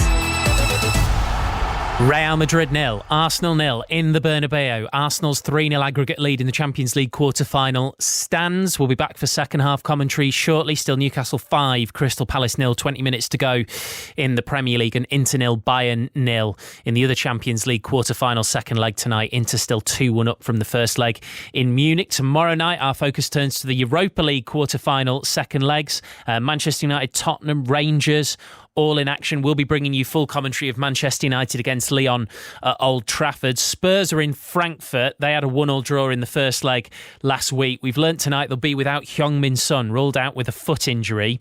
Given their struggles in the league, obviously winning the Europa League is their only chance of European football next season, brings with it a Champions League place. So let's hear from Ange Postecoglou. This is what he's had to say about the importance of this match to his future at the club. I don't define my career or me as a person by what people think about me. If you don't think I'm a good coach today, you won't think I'm a good coach tomorrow, even if we win, mate. One game ain't going to make a difference to that. You either think I'm capable of doing a job now, or you don't. That's where I sit with these things. And if people think that us winning tomorrow all of a sudden makes me a better manager than what I am today, or us losing tomorrow sometime makes me a worse manager, that's their burden, not mine. Because I just don't think that way, and I don't think most people think that way in terms of their own sort of self-esteem and who they are as people. So I couldn't care less, mate. Really couldn't care less. There's no burden on me. There's no anxiety on me. Like I said, what I'm sitting here doing is thinking that, we've got a great opportunity tomorrow night to get to the Final Four of a major tournament. Mate, I'm not going to let that slip by without fighting tooth and nail for it, irrespective of what may come the day after. That's Ange Postecoglou. The BBC senior football correspondent Sammy Mockbell's out in Germany. Evening, Sammy. Steve, you okay? Yeah, good. So he says he doesn't care and all these kind of things. His press conferences are getting more and more interesting, even by his standards, I think. Yeah, listen, Steve, it was one of the most honest press conferences I have to say that I've been to in a very long time. There was that audio you heard there was striking. It really, really was thoroughly honest. But I think that the one line that came out of the press conference that was astonishing to me was that he came out and said that he does not know, he has no idea, quote unquote, if he's going to be in charge of Tottenham Hotspur next season. And I think that indicates very much where the club and how what the situation looks like for Ange Postecoglou as he goes into arguably probably the most important game of his career at Tottenham so far. Do we have any idea as to what is going on behind the scenes and what the thinking might be about his future? Yeah, Steve, look, I think there is an acknowledgement at the very top of the club that the club are underperforming. Yes, they've had a lot of injuries, but regardless of that, I think there is an acknowledgement that where they are in the league, being out of both domestic cup competitions, is just not good enough for the expertise that they've got in their squad and the amount of money that they spent on their squad.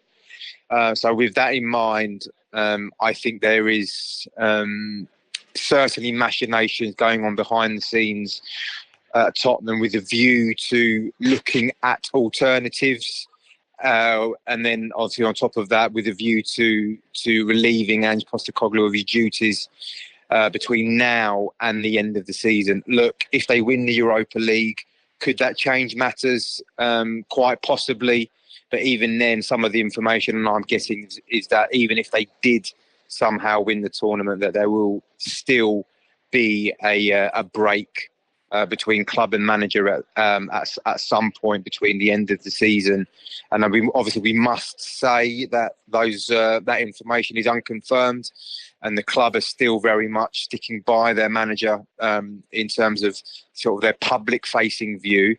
But I guess in terms of that, you've only got the backing of your club until you don't. And I think we will find out very soon, particularly if Tottenham go out of the tournament tomorrow, just how much of a backing that he has from Tottenham. Really interesting. Sammy, thank you very much. Have a good one tomorrow. Cheers. Cheers, Crossy. That is Sammy Mockbell, our senior football correspondent out in Frankfurt. A massive second leg for them tomorrow night. We'll be bringing you full commentary of a huge second leg at Old Trafford with Manchester United and Lyon level at 2-2. Still Newcastle 5, Crystal Palace 0 in the Premier League, and Inter 0, Bayern 0 in the Champions League. We are ready for second half commentary from the Bernabeu then with Matt Upson and Ian Dennis. And we are underway, and neither side has made a change at half-time. So straight away, Courtois, Vasquez, Rudiger, Asensio and Alaba as the defence for Real Madrid. The midfield of Valverde, Bellingham and Tchouaméni with Vinicius Junior, Mbappe and Rodrigo. Real Madrid in all white. They're playing from right to left as we look. And Arsenal in their change strip, the all black with a little bit of red and green trim.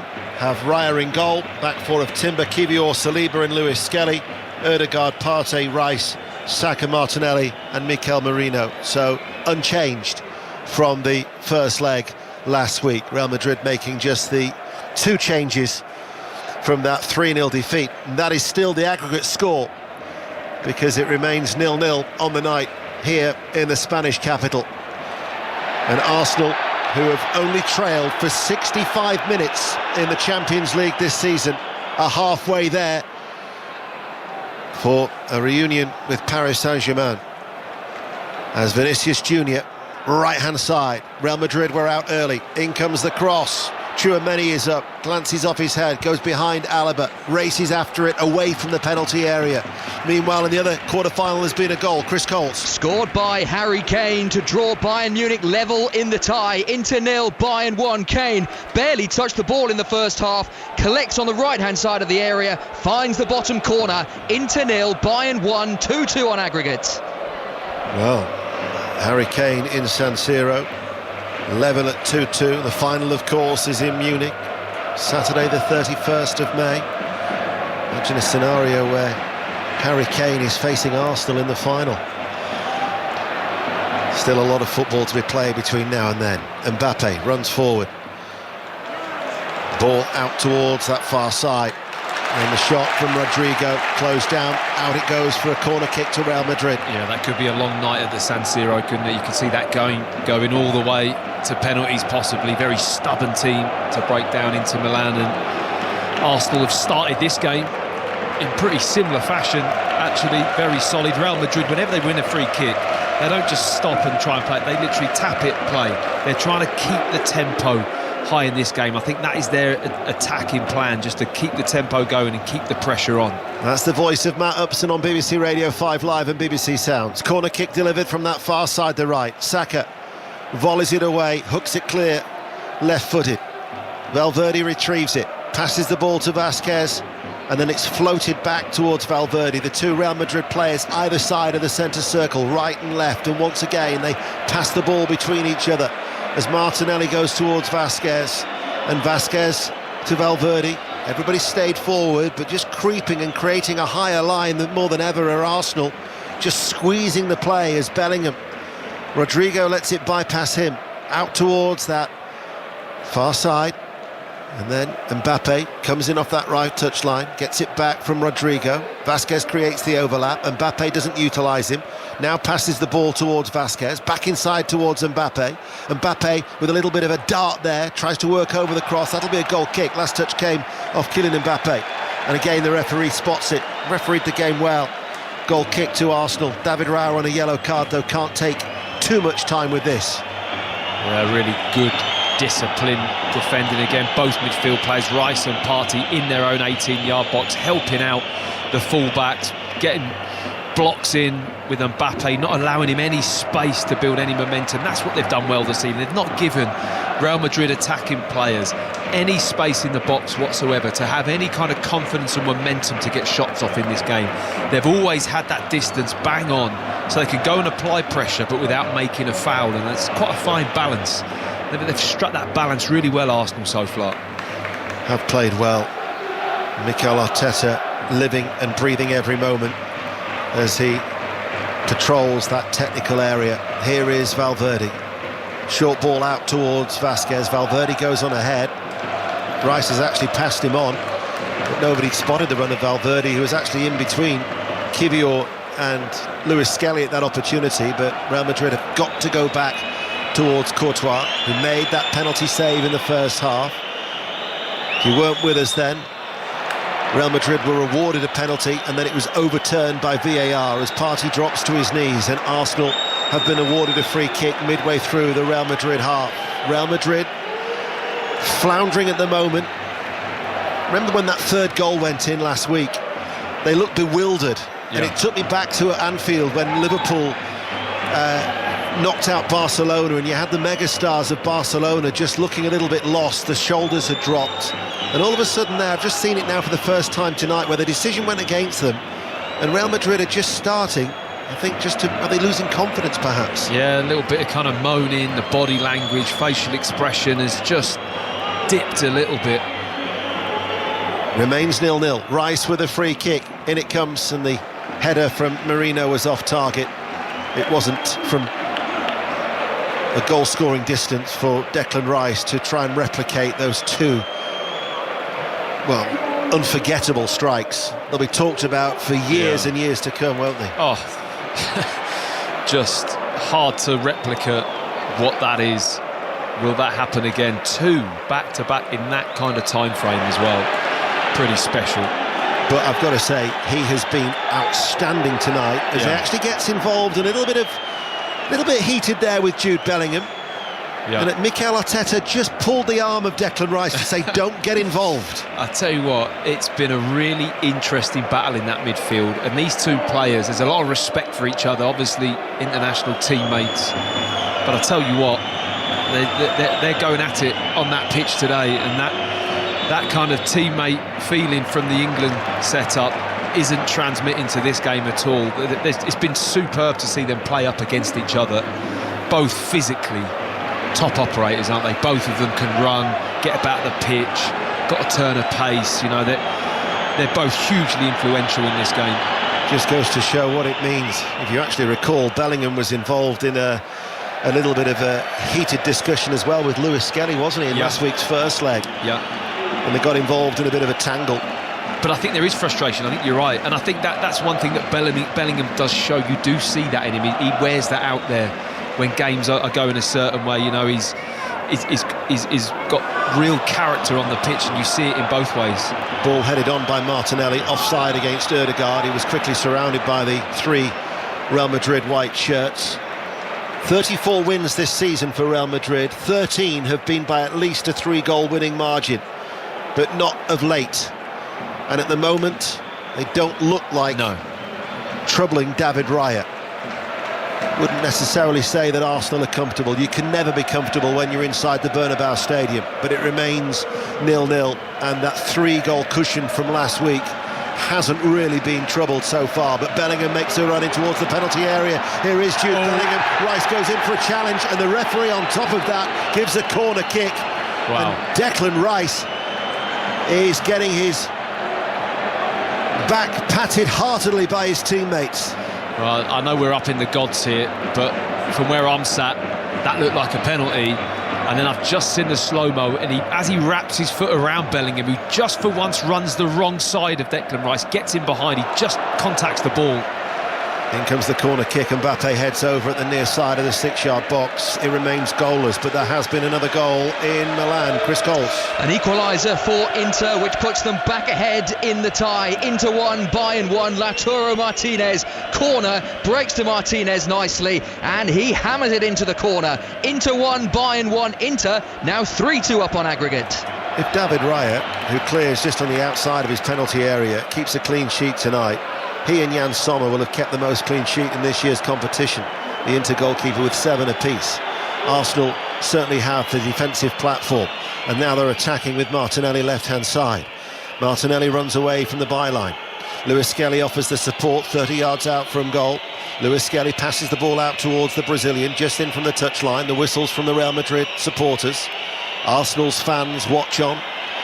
Martinelli dancing around the ball. Vasquez threatens to go towards him. Bit of a standoff between the two. Now Martinelli gives it towards Declan Rice, who has been absolutely everywhere. Oh, you'd have been proud of them dance moves. I'd love to see you have a shuffle like that. Dropping a few shapes inside the Bernabeu. They'll be dancing in the streets of Madrid, I can tell you, if Arsenal can get through to the last 4. And they're coming forward to Ødegaard, right-hand side, Saka in close proximity. The Arsenal captain passes the ball towards Thomas Partey. And now Lewis Skilling. The Olays are coming from the Arsenal supporters. Martinelli running again at Vasquez, who backpedals. He enters the penalty area, and then he just loses the ball, goes in for a challenge. And a potential break could be on here for Real Madrid. Vinicius Junior picks it up. Brilliant. Kivior, super tackle. Gets the challenge. Bellingham keeps it alive. Out towards Vinicius Junior. Vinicius Junior hits it, and it's a comfortable one. Right-footed, curling, but no real power. And Raya with the save. I think that's the danger. I mean, Arsenal now are in so much control that they're actually playing the game in Real Madrid's half and have got dominating the ball. So when the turnover happens, that's now when Real Madrid want to hurt them. But Kivior just made a little slip up. The ball went through, but his reaction to go and get tight to Vinicius and then make the challenge and win the ball was absolutely brilliant. I mean, Arsenal just look like they've got the beating of this team, even when it goes one-on-one or man-to-man with Kivior and Vinicius Junior, which a lot of people would say, well, that's big trouble for Arsenal. He's handling that situation. You know, that's the level that they've played to across these two matches. Arsenal has been really high level. Bellingham has got to be close to a booking. He's just gone and thrown Timber to the floor. There is that emotional side of Jude Bellingham, and we're starting to see it. He's just starting to get involved in little incidents. Yeah, it's getting the better of him, the frustration, the body language, the reaction to the referee. All of these little things creep in, and it just takes your eye off your game. The more that the frustration happens, the better for Arsenal, to be honest, because you know you're ultimately just losing focus on what you need to do. Here is Mbappe, tracks the ball back. Valverde sweeps it inside towards Tchouameni. We're going back to Milan in a moment, but here is Vinicius Junior on the left-hand side, and he goes out for a corner. Chris Coles. Another goal for Inter. They have 1 foot in the semi-finals. Benjamin Pavard, the former Bayern Munich defender, heading in from a corner. A brilliant 3 minutes for Inter. They now lead 2-1 on the night and 4-2 on aggregate. Real Madrid with a corner kick on this left-hand side, and that was an awkward one, and David Raya had to be watchful. And he fisted the ball away inside his near post and ended up getting tangled inside the side netting because that was heading in. Yeah, real curve and whip on the ball. That is literally curling just under the crossbar into the goal. It's actually quite sharp goalkeeping from Raya. In comes the other corner kick on this near side, the left. Out it goes as far as Vasquez. Hits it from distance. Repelled by the head of Thomas Partey. Just wonder, about that other effort from Vinicius Junior, whether after 55 minutes it was a comfortably saved. That was possibly their first shot on target from Real Madrid. They're going to make a triple change as well. Carlo Ancelotti is calling for reinforcements. I can see Dani Ceballos, who had them 2 loans at Arsenal. He only came back at the weekend late on as a substitute against Alaves after a hamstring injury. He'd missed 8 games. Brahim Diaz is going to be coming on, and we look to see who the other change is, as meanwhile Arsenal are forward on this near side, the right, and Bukayo Saka's surging towards the penalty area from his burst. They're going to get a corner kick.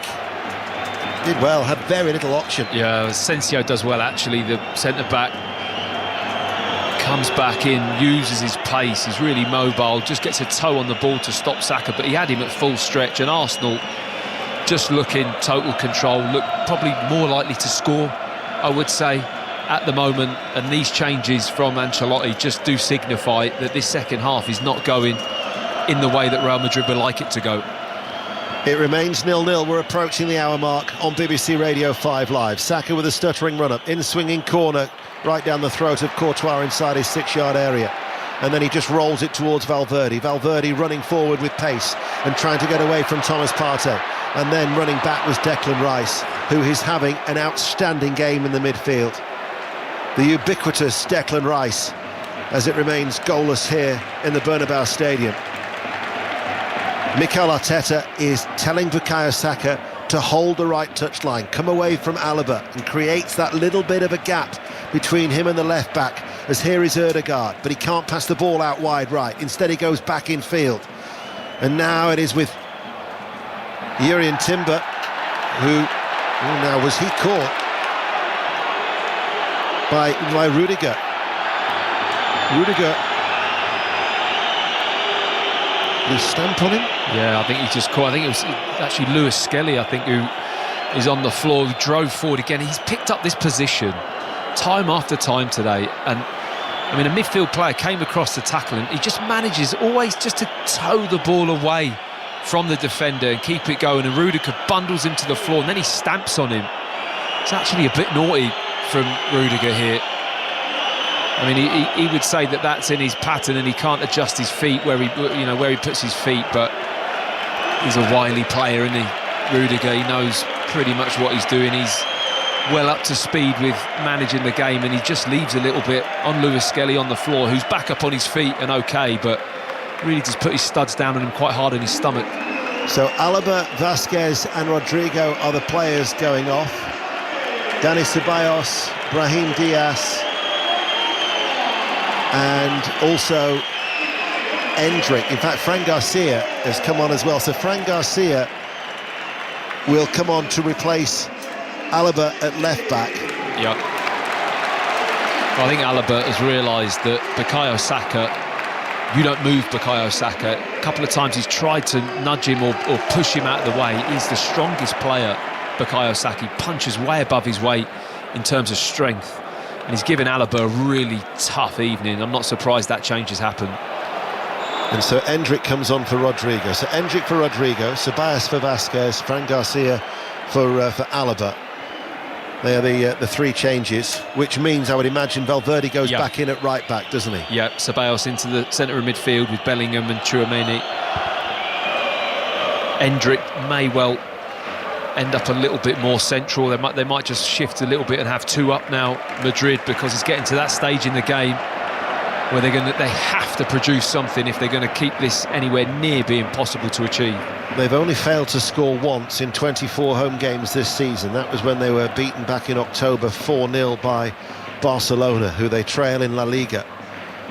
But for all their array of talent, they haven't looked like scoring, and Rice wins the ball again in the midfield to Ødegaard. Martinelli. And there is a degree of confidence that Arsenal are playing with. They are assured in possession. And here is Martinelli. I mean, how fit does Declan Rice look? Oh, he plays every game. He didn't rest on Saturday against Brentford. He played. He's one of the few midfield players that actually started and played the game. He just plays every game, to such a high level. He's been such a top signing for Arsenal. Timber with a foul on Bellingham, quickly back to his feet and takes it quickly. 62 minutes played on BBC Radio 5 Live, and still the equation for Real Madrid is what it was at the start of the game. They still require 3 goals, and that's just to take it to extra time and hoping that Arsenal don't pop one in at the other end. As here is Garcia, the left back, the substitute. Saka back on defensive duties. Ball played infield. Bellingham chips it into the penalty area. There was no movement there from the 3 white shirts in the penalty box. Out it goes for a goal kick. I think that's how it's been for Real Madrid in this game. The attacking play, it's more hopeful than anything. Crosses, floating the ball into areas. There's no one in there. They've not troubled Arsenal anywhere near as much as what you would expect them to. Chested by Rudiger to Asensio. Back with Courtois. Courtois goes long. Just wonder whether they're just starting to run out of ideas here. Real Madrid haven't had that sustained spell of possession yet in this second period. We've been playing now for 63 minutes. There was a time in the first half where Arsenal came under pressure but protected Raya very, very well as the ball is given away by Saliba. And then the shot from distance from Endrick rebounds. Valverde is quick to get forward and it comes off the head of Endrick and it's off target. Just couldn't get over it, could he, on the near side of the 6-yard box, and it goes out for a goal kick. Yeah, he looks sharp though, Endrick. After coming on, he's really quick across the ground, picks up a good position in the box. The run is to the near post, but the ball's a little bit behind him. He's never going to be able to get his head around it to glance the ball on target. But Arsenal again, I think it's Thomas Partey running back with him to apply pressure. I mean, they really have had a big effort from the midfield area. Merino with the flick header to Bukayo Saka. Plays it back then to Ødegaard. Ødegaard runs infield. Declan Rice side onto goal just outside the D. Back towards Ødegaard. Ødegaard now This is Marino in towards Bukayo Saka. That's the goal that they wanted. That will settle the nerves. It should settle the tie. And he's redeemed himself with his chipped penalty effort that was saved, with a delicate ball over Thibaut Courtois. And Arsenal now lead by a goal to nil with 25 minutes remaining. And surely a place in the semi-finals of the Champions League. What a superb, confident finish from Bukayo Saka. Wow, what a beautiful goal. And it's been coming. Arsenal have been in such control. Real Madrid running out of ideas at the Bernabeu. And it's Saka making up for that penalty miss in the first half with what is a super composed finish to a lovely move. It's flicked on originally by Marino. It's a little bit of a tight offside, but I think he's okay. And Saka then has the ball wide. It gets kind of recirculated into Odegaard, into Rice, little interchange. But Saka makes this lovely little run along the line. Real Madrid just switch off for a second. Nobody ties up with him. He goes in between Rudiger and Asensio, and as Courtois comes out, he's running across onto his left foot. He has a little look up, but he knows exactly where the keeper is. And it's a beautiful little chip with his left foot, just enough height, lifts it over the goalkeeper into the back of the net, and he is off to the corner flag, celebrating with his teammates. That surely puts an end to this tie. You would think so now, because Real Madrid have got to score 4 goals in the space of 24 minutes. You can all remember that iconic goal from Thierry Henry against Real Madrid. Saliba has lost the ball, and Vinicius Junior quickly puts the ball into an empty net. They just switched off at the back, and Vinicius Junior has given Real Madrid a glimmer of hope, because David Raya was out of position. The ball had been rolled out, Saliba controlled it, turned into trouble, and then with David Raya looking to try and get back into goal, Vinicius Junior had the easiest task as he stumbled to knock the ball into the empty net, and it's 1-1. Well, if you're going to receive that ball in that centre-back position on the edge of your own box, that where Saliba is from David Raya, a square pass, you better have checked your shoulder to know exactly what's around you. Saliba doesn't do the check. It comes into him, he has his touch, he thinks he's got a bit of time, and the moment he glances, the shock, horror on his face that Vinicius Junior is right there stealing the ball off him. He doesn't know until the ball's gone off him, and David Raya is so far wide because he's passed the ball from a wide position of the goal. It's just a gaping empty net to slot it into. It's a real mistake, big mistake from Saliba, but also I'm looking at David Raya at this point thinking maybe that pass doesn't need to happen. It's a little bit overplayed. Just get the ball up the field, do what you've been doing all game, and see this match out. Just wonder here, has David Raya deliberately knocked a second ball onto the pitch? He's certainly done something to irritate the Real Madrid players, who ran towards the referee asking for another yellow card. And once again, the French referee, not for the first time tonight, has got to deal with players in front of him just checking his decision, as Mbappe has a word in the ear of Francois Letexier. Full time at St James's Park in the Premier League. Rob Law. Newcastle 5, Crystal Palace 0. An easy night for Newcastle on Tyneside. 1-0 up inside 13 minutes thanks to Jacob Murphy. Palace had a controversial penalty shortly after, but it was poor from Eze, who rolled it into the gloves of Nick Pope. From then on, Newcastle were ruthless. An own goal from the returning Mark Gahey before Harvey Barnes and Fabian Schär made it 4-0 at half-time. Alexander Isak added a 5th in the second half, curling in from 25 yards to give Newcastle their biggest win of the season so far. It takes them up to 3rd in the Premier League. Newcastle 5, Crystal Palace 0. And looking very, very well set for a place of Champions League qualification next season. That looked a soft decision in favour of Arsenal. Thomas Partey goes to ground. Referee gives a free kick for the away side. So after the brilliance of Bukayo Saka, that mistake by Saliba just has kept the door ajar for Real Madrid. Yeah, maybe. Is it ajar? 21 minutes remaining. Yeah, I mean, it's a bad error, and it has given them a little, perk up. But I'm just not seeing anything from this Real Madrid side that's going to offer up that level of attacking capability against this Arsenal team to hint them getting back into this game. It's still comfortable for Arsenal. Mbappe has hardly been a threat at all. No, or Vinicius, or you can say that about the whole team. No, it's just not. It's been hopeful attacking play. They've scored a goal off of a glaring error, but other than that, they've barely created a clear-cut goal-scoring opportunity. First goal at the fourth attempt that they have scored in European competition against Arsenal.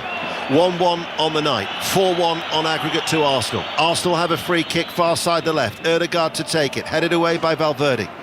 Picked up by Bukayo Saka. Can't get past the challenge in the midfield of Dani Ceballos, who had just over 70 appearances during his time at Arsenal. Bukayo Saka inside the penalty area can't control the ball. This will be cleared by Fran Garcia. Saliba comes to meet it. His header forward. Knocked downfield by Bellingham. Blocked.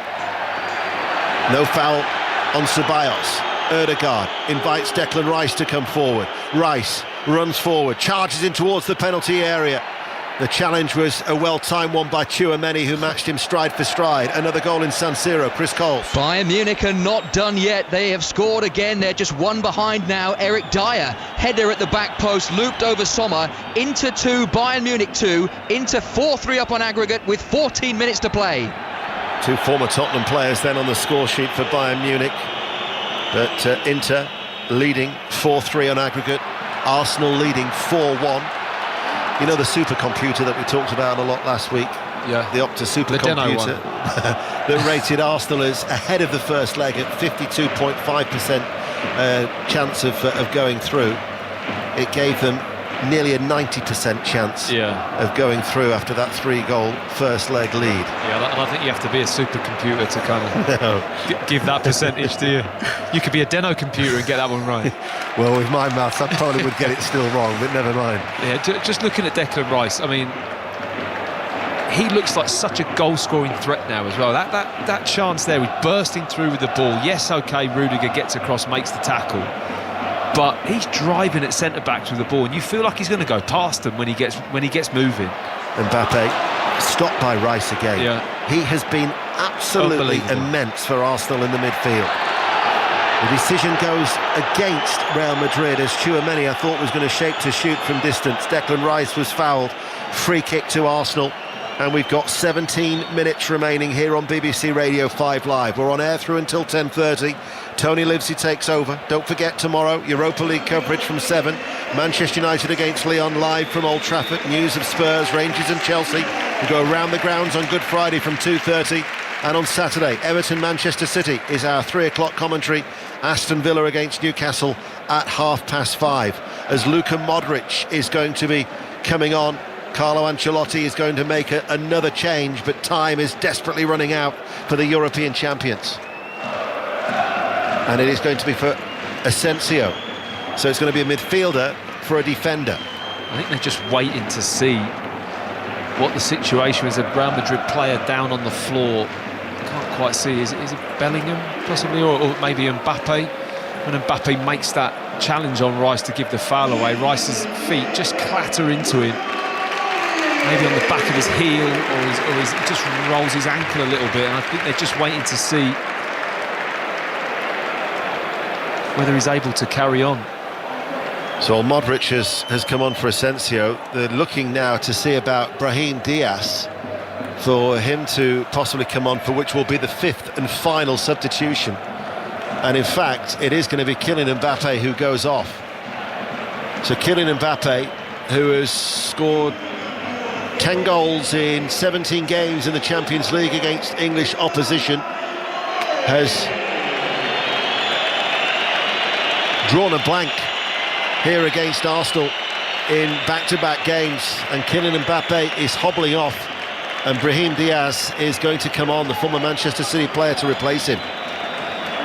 Well, it's a sad end for his Champions League campaign this season. You'd feel gets a bit of a kick or a roll of the ankle. He's hobbling off with a bit of a grimace. on his face, and him coming off now,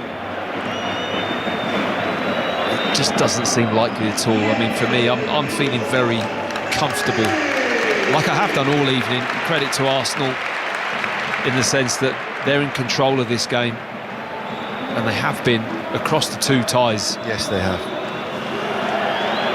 David Raya was actually talking about it yesterday. You know, he's talking about how the talk about the comeback, the remontada and all that. And he says, well, you know, we can't control the atmosphere inside the stadium with a closed roof and the passionate Real Madrid supporters. We can only control what's on the pitch. And you've got to say they've controlled it very, very well. Yeah. As Modric lays the ball off to Bellingham. Bellingham stopped by Saka as he cut out the pass that was looking towards Fran Garcia.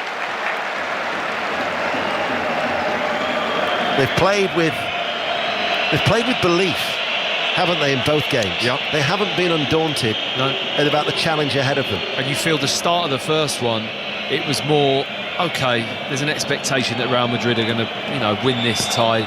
We're at home.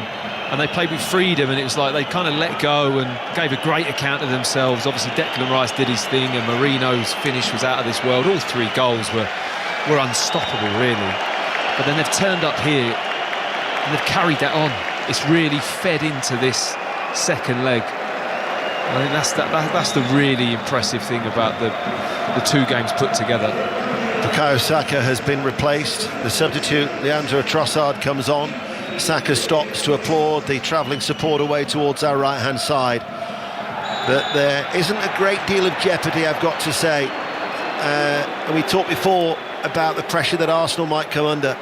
I thought that Arsenal might have suffered in this game a little bit more than they actually have from Real Madrid. Yeah, 100%. 100%. But the thing is, I don't know why we must have bought into the hype then, Deno, because they didn't show that in the first leg. No. They went under when the pressure came, and Arsenal could have been 4-0 into this tie, really. So, I'll say you buy into the hype a little bit. Yeah. Real Madrid and the remontada and the Bernabeu and everything, the history. But the cold facts of how they're playing at this current moment, I mean in the last month or 6 weeks, and how Arsenal dealt with them in the first leg, you should really expect this kind of performance from Arsenal. Yeah, that's the resilience I was talking about with Mikel Arteta though yesterday. You know, their last 17 defeats have all been less than a 3-goal margin. 703 days since they last lost by a 3-goal margin. This is an Arsenal side that doesn't capitulate. He's changed the mindset, and Arsenal are advancing to the last 4. Unless something dramatic happens in the 12 minutes that remain. And it would be some achievement to knock out the European champions. 1-1 on the night, 4-1 Arsenal lead. Martinelli to Ødegaard. Ødegaard towards the byline, cuts the ball back, cleared, only as far as Thomas Partey, drives it goal-bound, blocked. Comes towards Bellingham. Bellingham clears for Real Madrid. Endrick will try and get there. But with the changes that they've made, Real Madrid actually now look weaker with the personnel that they actually have on the pitch at the moment than the starting 11. Here is Bellingham trying to switch play. Arsenal just growing in strength. Trossard will try and curb the run of Valverde. I mean, I find it's Arsenal looking to create the better goal-scoring opportunities at the moment as well. Ødegaard there, lovely shift of the hips and going past one or two players in the box and fizzing the ball across the 6-yard box line. Here is Vinicius Jr. coming in off the left touch line. Challenge from Timber, fouls him, free kick. Timber pleads his innocence. Don't talk yourself into the book of the referee, because Timber is one of those players on a yellow card that would rule him out of Paris Saint-Germain. Yeah, I mean, Vinicius just goes over Timber. He leaves his leg outstretched, and it's so inviting for Vinicius to take that offer, and he takes it. Referee buys into it and gives the foul, and it's in right on the corner of the 18-yard box, about 3 or 4 yards outside the box, and Modric just standing over it with his right foot, which would be an in-swinger into the box. I'm not sure he's going to shoot from there, but more likely to be a cross, isn't it, with that kind of angle? Well, it looks like Valverde might be teed up here for an effort at goal. It is going to be Valverde, but again, Guess who was the one to break from the wall to stop it? You've guessed it. Rice Bailey. He's been immense.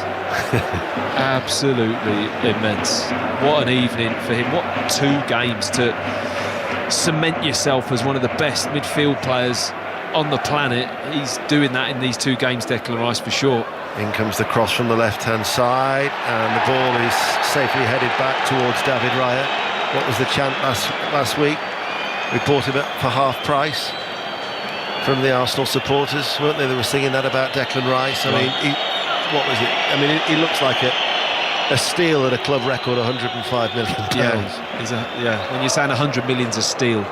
Well, yeah, but you've got a great player. He's been majestic. He has. Absolutely majestic. Yeah, and his star quality is just his attitude and application. You know, he's got all the criteria, but consistency that he puts up these kind of performances is pretty impressive. Ball is passed into Martinelli, holds it up, passes the ball out towards Ødegaard. Ødegaard looks for a shot and left-footed, shoots wide of the left-hand post. Never looked like it was going in. That would have clinched it though. I'm glad he shot. You know, I think he needs that little bit more confidence in front of goal at the moment, Martin Ødegaard. He's had an excellent evening, but he's not got that kind of mindset of scoring goals like he has done in the past couple of seasons. He just gets it onto his left foot there, and he should pull the trigger because he'll find the bottom corner eventually. Well, you think that they scored 2 late goals away to Manchester City with Brahim Diaz and Bellingham to win that tie by 3 goals to 2. But they need 3 goals just to force extra time with 8 minutes remaining. It is not happening for the European champions. Do you feel the crowd have that feeling now? Yeah, it's a bit more subdued, isn't it? It is. I think there's a little bit of an acceptance that's crept in. Here is Brahim Diaz to Bellingham. Passes the ball out towards Modric. Modric back towards Bellingham. But there was Lewis Skelly, and he assesses his options and then passes the ball out wide to Trossard, who will give chase on that left-hand side. Again, he wasn't faced, the teenager. He looked just so composed on the ball. Had a little glance either side and then with pace set Trossard on his way. But now they've lost the ball on the halfway line with Lewis Skelly. Endrick to Vinicius Junior, takes it into the penalty area. Coming across was Kivior, and there's a chest bump there between the 2 Arsenal players. Behind it goes for oh no. Yeah, it's gone for a goal kick, hasn't it? Goal kick. I think, you know, Vinicius wanted the corner. Lewis Skelly just gets caught on the ball, and I don't know how that's not been given as a corner, to be honest, because Saliba makes the covering run, and that's been impressive as well. When there has been a slip-up, there generally has been a player just as a little layer of cover to mop something up, and that's exactly what Saliba did there. Gets across the box, and he just slides to the floor to block the shot, and it does ricochet off him. It should have been a corner. Nobody is leaving early as Real Madrid still come forward. Vinicius Junior, Saliba again closes him down. It goes behind for a corner kick, but they're not as passionate in that block of white and those 4 sections behind the goal away towards our left-hand side as they were at the start. Modric waits to take the corner kick. Arsenal have got everybody back to defend this set piece. Modric in the end rolls it short towards Vinicius Junior. Vinicius Junior enters the penalty area. Shot charged down. Comes out towards Fran Garcia. Carves the ball short. Back out towards Modric. 5 Live and BBC Sounds here live in the Bernabeu. Vinicius Junior with a cross. Excellent flick header away by Lewis Skelly. Ball put back in deep. Didn't go for goal. And the flag is up on the far side. It'll be a free kick to Arsenal. It was a bizarre decision, wasn't it, to play the ball back across. You can hear the disappointment in the crowd. I think it was Ceballos, wasn't it, with the delivery. It ends up with him over the far side of the 18-yard box. He has a touch because all the players are in the box, brings it under control, and he just kind of lifts a bizarre ball to the back post. He should either have a shot or at least put it into the bodies where some Real Madrid players can maybe influence it, but he just lifts it high up to the back post. No real threat or danger on the pass. The referee's going to show a yellow card here to Rudiger for a challenge on Marino from behind. And now there is Thomas Partey has got a yellow card for just getting involved with Dani Ceballos. and that will mean that Thomas Partey would miss the first leg against Paris Saint-Germain in the semi-finals, which will be at the Emirates. What's he doing? I mean... And Rudiger, should the unlikely scenario happen as well, would also be suspended now. But that's unlikely for Real Madrid. But that's a blow for Thomas Partey. Why is he getting involved there, Thomas Partey? He doesn't need to step into that situation and give, that shove. He didn't do a lot. I thought Ceballos really went to the ground easily. There wasn't much from Partey, but such a silly yellow card to put yourself out of the first leg of the semi-final. The dates will be communicated by UEFA tomorrow, but the first leg will be in North London, second leg in Paris, and that'll be the ties on either the 29th or the 30th of April for the first leg, the 6th or the 7th of May for the second leg. But it's 1-1 on the night, 4 minutes remain, and Arsenal, with 4 minutes remaining, are going through to the last four. Here is Ceballos, tries to release Endrick, blocked, out it goes for a throw on the halfway line. Far side, the Real Madrid right as they play from right to left. Here is Modric. Along the ground it reaches Vinicius Junior. They came into the stadium with hope and expectation, but that hope is being eroded and it has all but disappeared.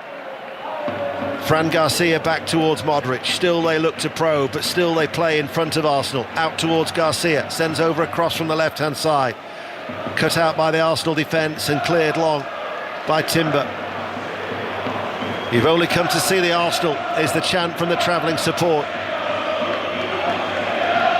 They can start planning trips to Paris for the second leg. Well, they've already done that, I think. A lot of them got in early on the flights at 3-0, I think. You're looking at a last four lineup as Fran Garcia with a cross. Arsenal against Paris Saint-Germain and Inter against Barcelona, as they still have a slender lead. 2-2 on the night in San Siro. Valverde going the long way around on that far side, the right. By my watch, we have 3 minutes of normal time remaining. There is now just a trickle towards the exits from some of the Real Madrid supporters. Fran Garcia with the ball in, but easily headed away. David Raya hasn't been overly stretched tonight, and it's another comfortable save as Vinicius Junior's low cross in from the left-hand side takes the deflection, gathered in safely by the goalkeeper. Well, another comfortable take from David Raya, and I think we've said that a lot this evening.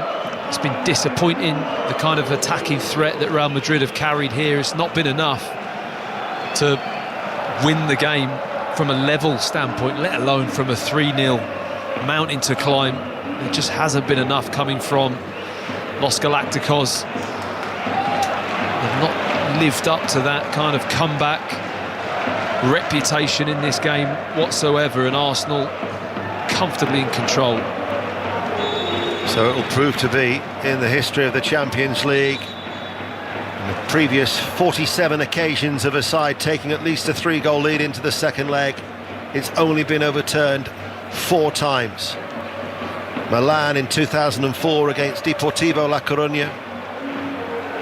Paris Saint-Germain, who were swept aside by Barcelona in the Nou Camp. Barcelona then had the tables turned in 2018 by Roma, and who will ever forget Anfield in 2019 when Liverpool humbled the mighty Barcelona at Anfield with that epic second leg performance. But here it hasn't materialised for Real Madrid, and failure to reach the last four would just be the 3rd time they've failed to do so in 15 seasons.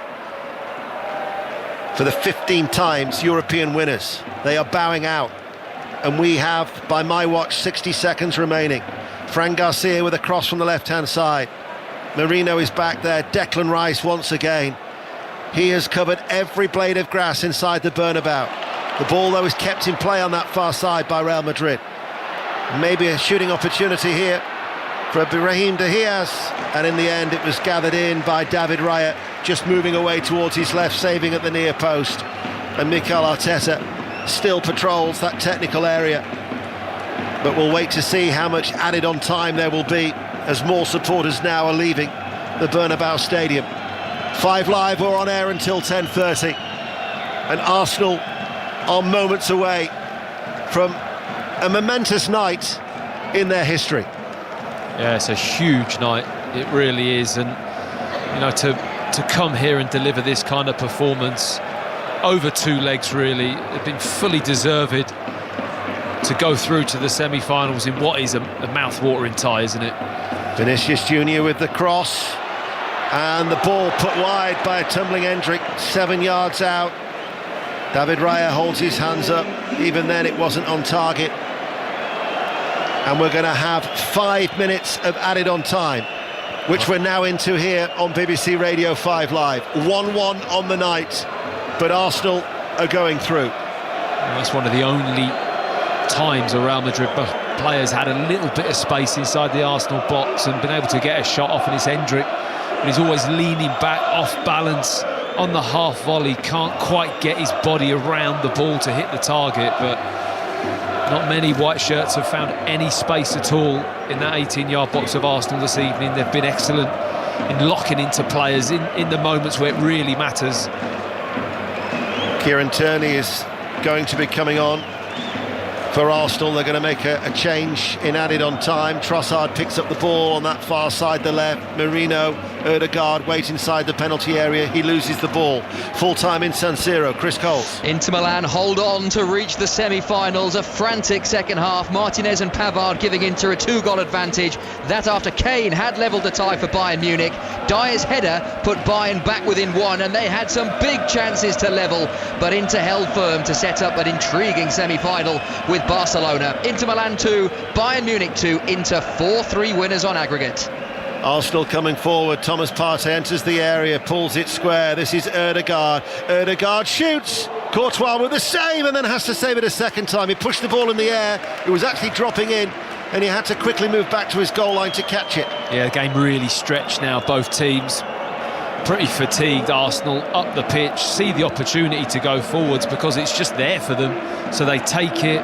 Timbers high up, gets it into Ødegaard, shifts it onto his right foot. It's a decent strike, but Courtois just about dealt with it. 3 minutes remain. You can hear the travelling Arsenal support with the red and white scarves being swirled around their heads as a cross comes in from the right-hand side, headed out by the Arsenal defence and Jakub Kiwior. Ball played forward now, and Martinelli, full of running, darts forward. Martinelli now seals it. Martinelli latches onto the ball, tucks it away past Thibaut Courtois. Arsenal have proved to be the real deal. They have knocked out the European champions Real Madrid, and in injury time Arsenal lead by 2 goals to 1, and they are going through 5-1 on aggregate, and they have sparked an exodus from the Real Madrid supporters inside the Bernabeu Stadium. What a finish to the game. Beautiful counter-attack from Arsenal.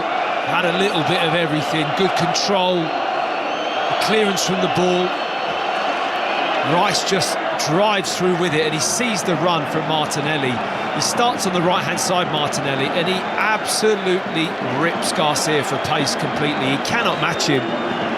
That's been a big factor in this game for me. Arsenal physically just look light years ahead of Real Madrid, all over the pitch, but nothing more than that example there. He's on his right foot, Courtois coming out, he just opens his hips out beautifully. A little bit Henry-esque, may I say, the way he used to finish that ball into the far post with his open body on his right foot. Really, really composed finish from Martinelli, and fully deserves a goal with how hard he's worked today. Tierney is coming on, Zinchenko is coming on, just looking to see who's going to be coming off. Martinelli is in fact going to be one of the players coming off. So Martinelli with his 8th goal of the season. And also we're going to see Ben White as well, who trained yesterday. So Ben White has also come onto the field of play. So Tierney, Ben White, Zinchenko waits to come on. There's got to be another player to come off, surely. The fourth official is grappling with the electronic board. So Tierney for Martinelli, White for Timber, and Declan Rice, who has been majestic. Declan Rice applauds the travelling support, who are still celebrating high up. And Arsenal just seconds away. And they've done it in some style. 3-0 in the first leg, 2-1 in the second. By my watch, the 5 minutes of added on time are all but over. And it is quickly deserted. The Bernabeu Stadium probably now is about half full. So many empty blue and white seats surround this vast arena. And all you can hear are Arsenal supporters celebrating. It's only a matter of time. And indeed, there is the final whistle. And Arsenal, in some style, have reached the Champions League semi-finals for the first time in 16 years. Mikel Arteta has claimed the mighty scalp of the European champions Real Madrid, and over the two legs, Arsenal have thoroughly deserved it. Declan Rice, his 2 goals will be fondly remembered in the first leg a week ago. Ubiquitous and majestic here in Madrid, and Arsenal cruise through to set up a mouth-watering tie against Paris Saint-Germain. They've won by 2-1 on the night. They go through 5-1 on aggregate. Matt. Well, with all the hype before the game around Real Madrid, the comebacks, the history, this game never really felt in doubt, if I'm honest, right from the off. Arsenal set their stall out. They were solid. They managed the game.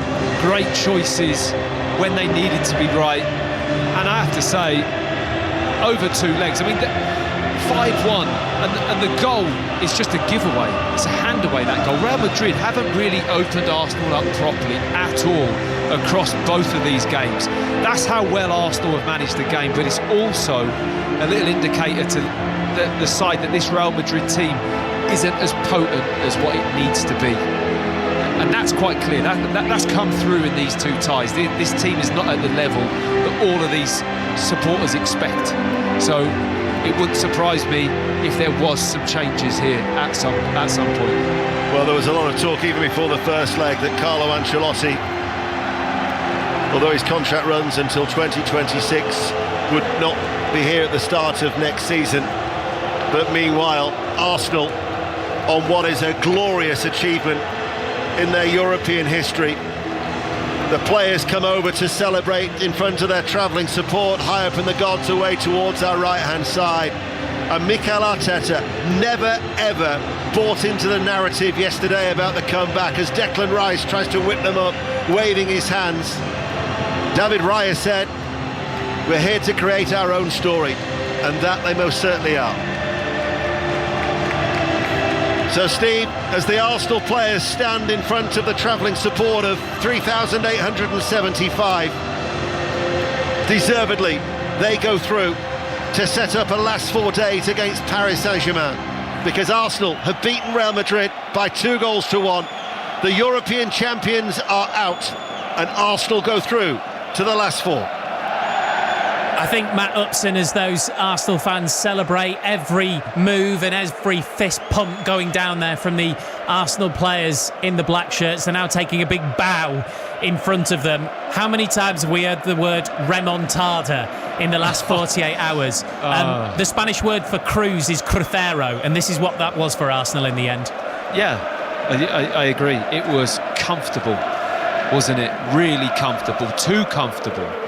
And I mean, you can say that's because Arsenal are well drilled. I thought physically there was a gulf between the 2 teams, just in terms of strength, running power, speed. And I know Real Madrid have those attackers in wide areas in Mbappe, which is super lightning pace, but there's other areas of the pitch where I thought Arsenal really exploited them physically. No more so than that Martinelli goal at the end, of what Declan Rice has been and Partey's been doing across the midfield in 2 legs. But yeah, I felt really comfortable for Arsenal, and they were never really threatening. If anything, as the result showed, they looked the more dangerous team going forward and looked more likely to score themselves. Just seen Mikel Arteta there go for a hug with Brahim Diaz. They, of course, will have been together at Manchester City, and he's sort of had his lips kind of pursed and tight together, trying not to let that massive grin spread across his face, but he can afford one of them now. This is just as much about him as anybody else, isn't it? Yeah. Now's the time to grin. Yeah. Let it happen. Have a big smile across your face. You know, you've led your team into this position, and now Arsenal sitting in a really strong position in this Champions League this season, and what a tie to look forward to in the semi-final. I mean, that's going to be some game. Both teams, the physicality and the levels that they've got at the moment. It's sad for Thomas Partey to pick up that silly yellow card 5 minutes from the end of this game. Nothing needed to be done, and for him to miss the first match of that two-legged tie, the first leg, I mean, that's a real disappointment for him. So the players will be making their way off the pitch shortly. I can see Declan Rice down there has just been named player of the match. He was absolutely sensational. So